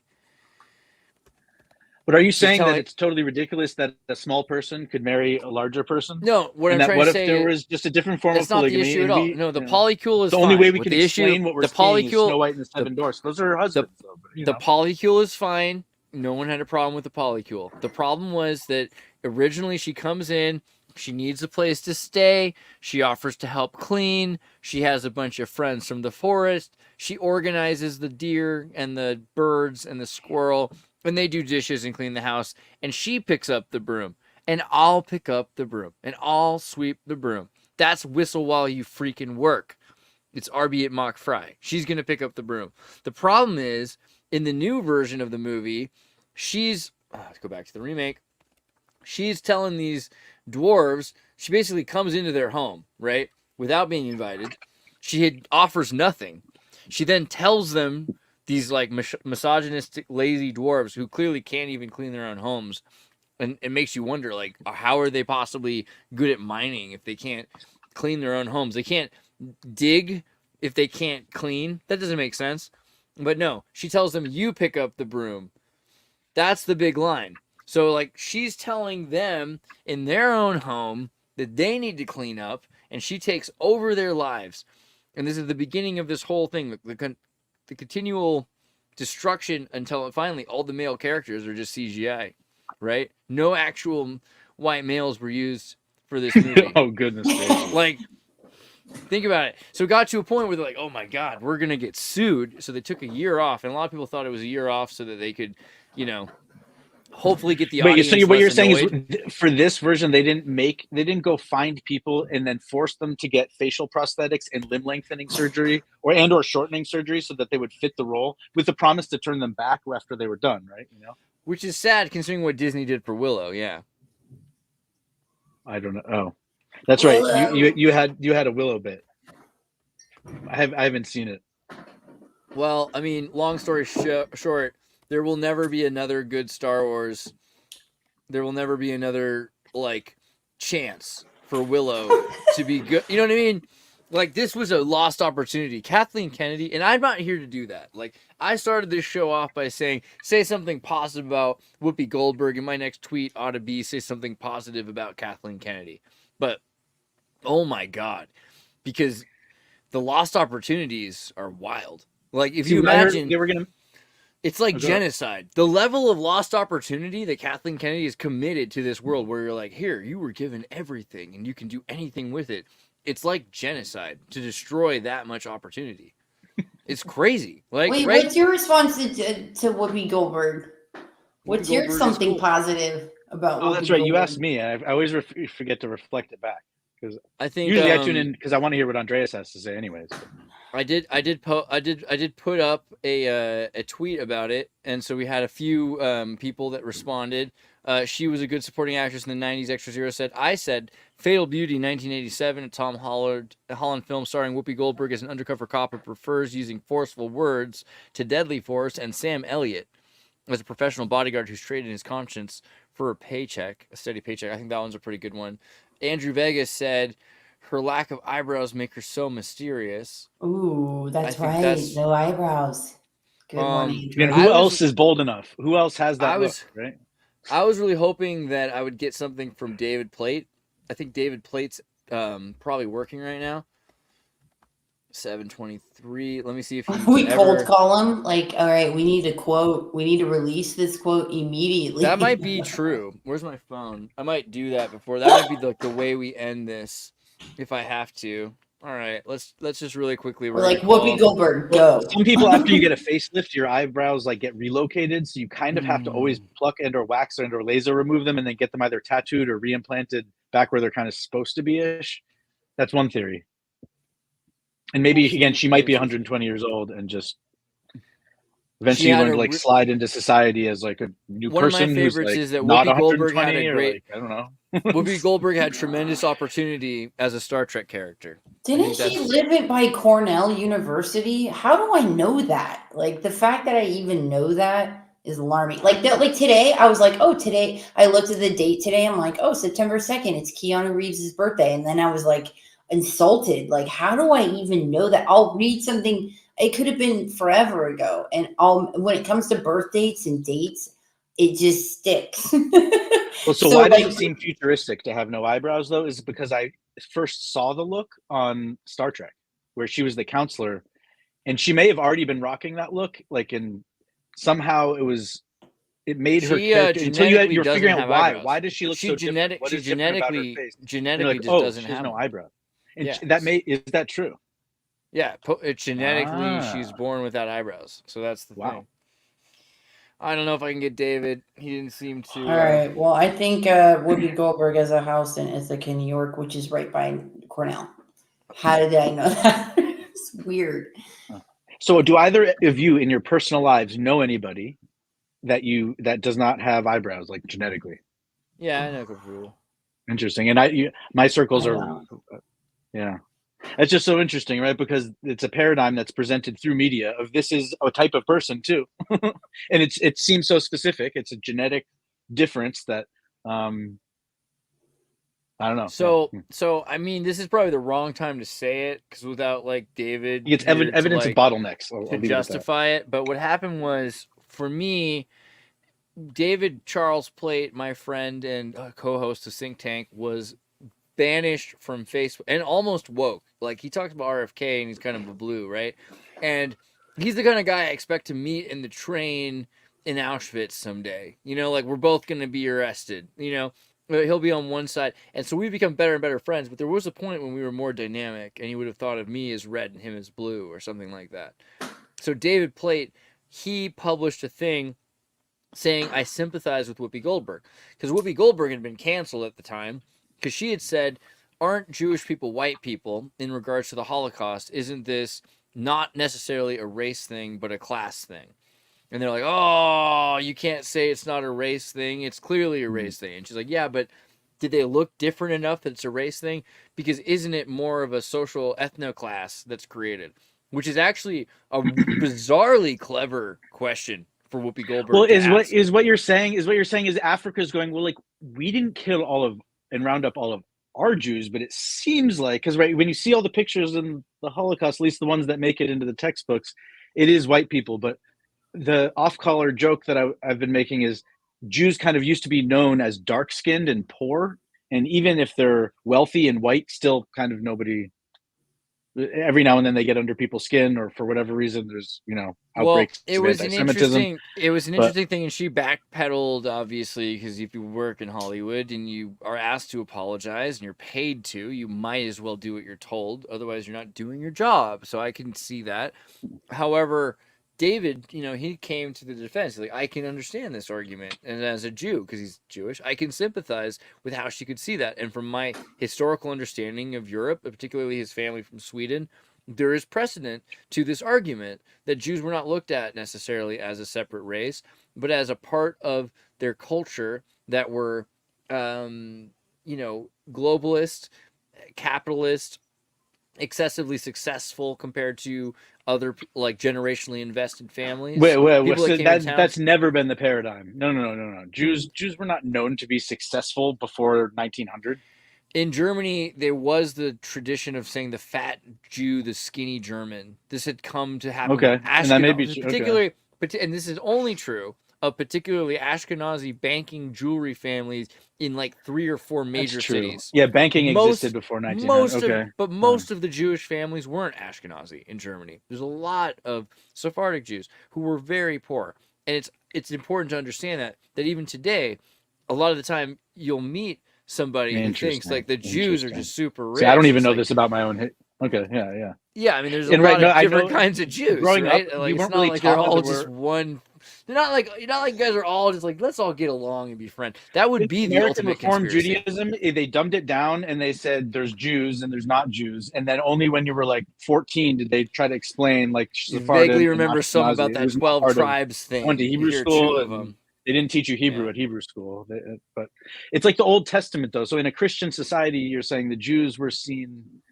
They were maintaining a backup of the old hard drive anyways. Not constantly, but you have to understand the Vatican wouldn't allow Christians to bank. So they put a precedent on Jews banking. The same way that Christians and Jews and Muslims weren't allowed to interpolice. So they put a precedent on gypsies policing in between religions. So were the Knights Templar Jewish? But were the Knights Templar, because they did banking, right? The Knights Templar were the Christian family permitted by the Vatican, which created the Vatican Bank. And so the Vatican Bank, and you could extract gold from different places, based on a ledger system, which definitely was using some sort of radio Morse code technology. Right. In those years. A big thing about the Vatican Bank is their main trade is with states. States are immortal persons. They have the legitimate source of violence. So they're never able to actually go bankrupt because they can constantly make more money in the future. So they're very careful about who they're making deals with. Those states, however, can become sinners, and they can extract wealth from their citizens unto their death. Oh, so you're saying that the Knights Templar had a code where there was no usury. There may have been in their system no interest charged, and there may have been interest granted. There's an understanding of inflation. Shout out to all the Julias. I was raised as I had a bar mitzvah. I read from the Torah.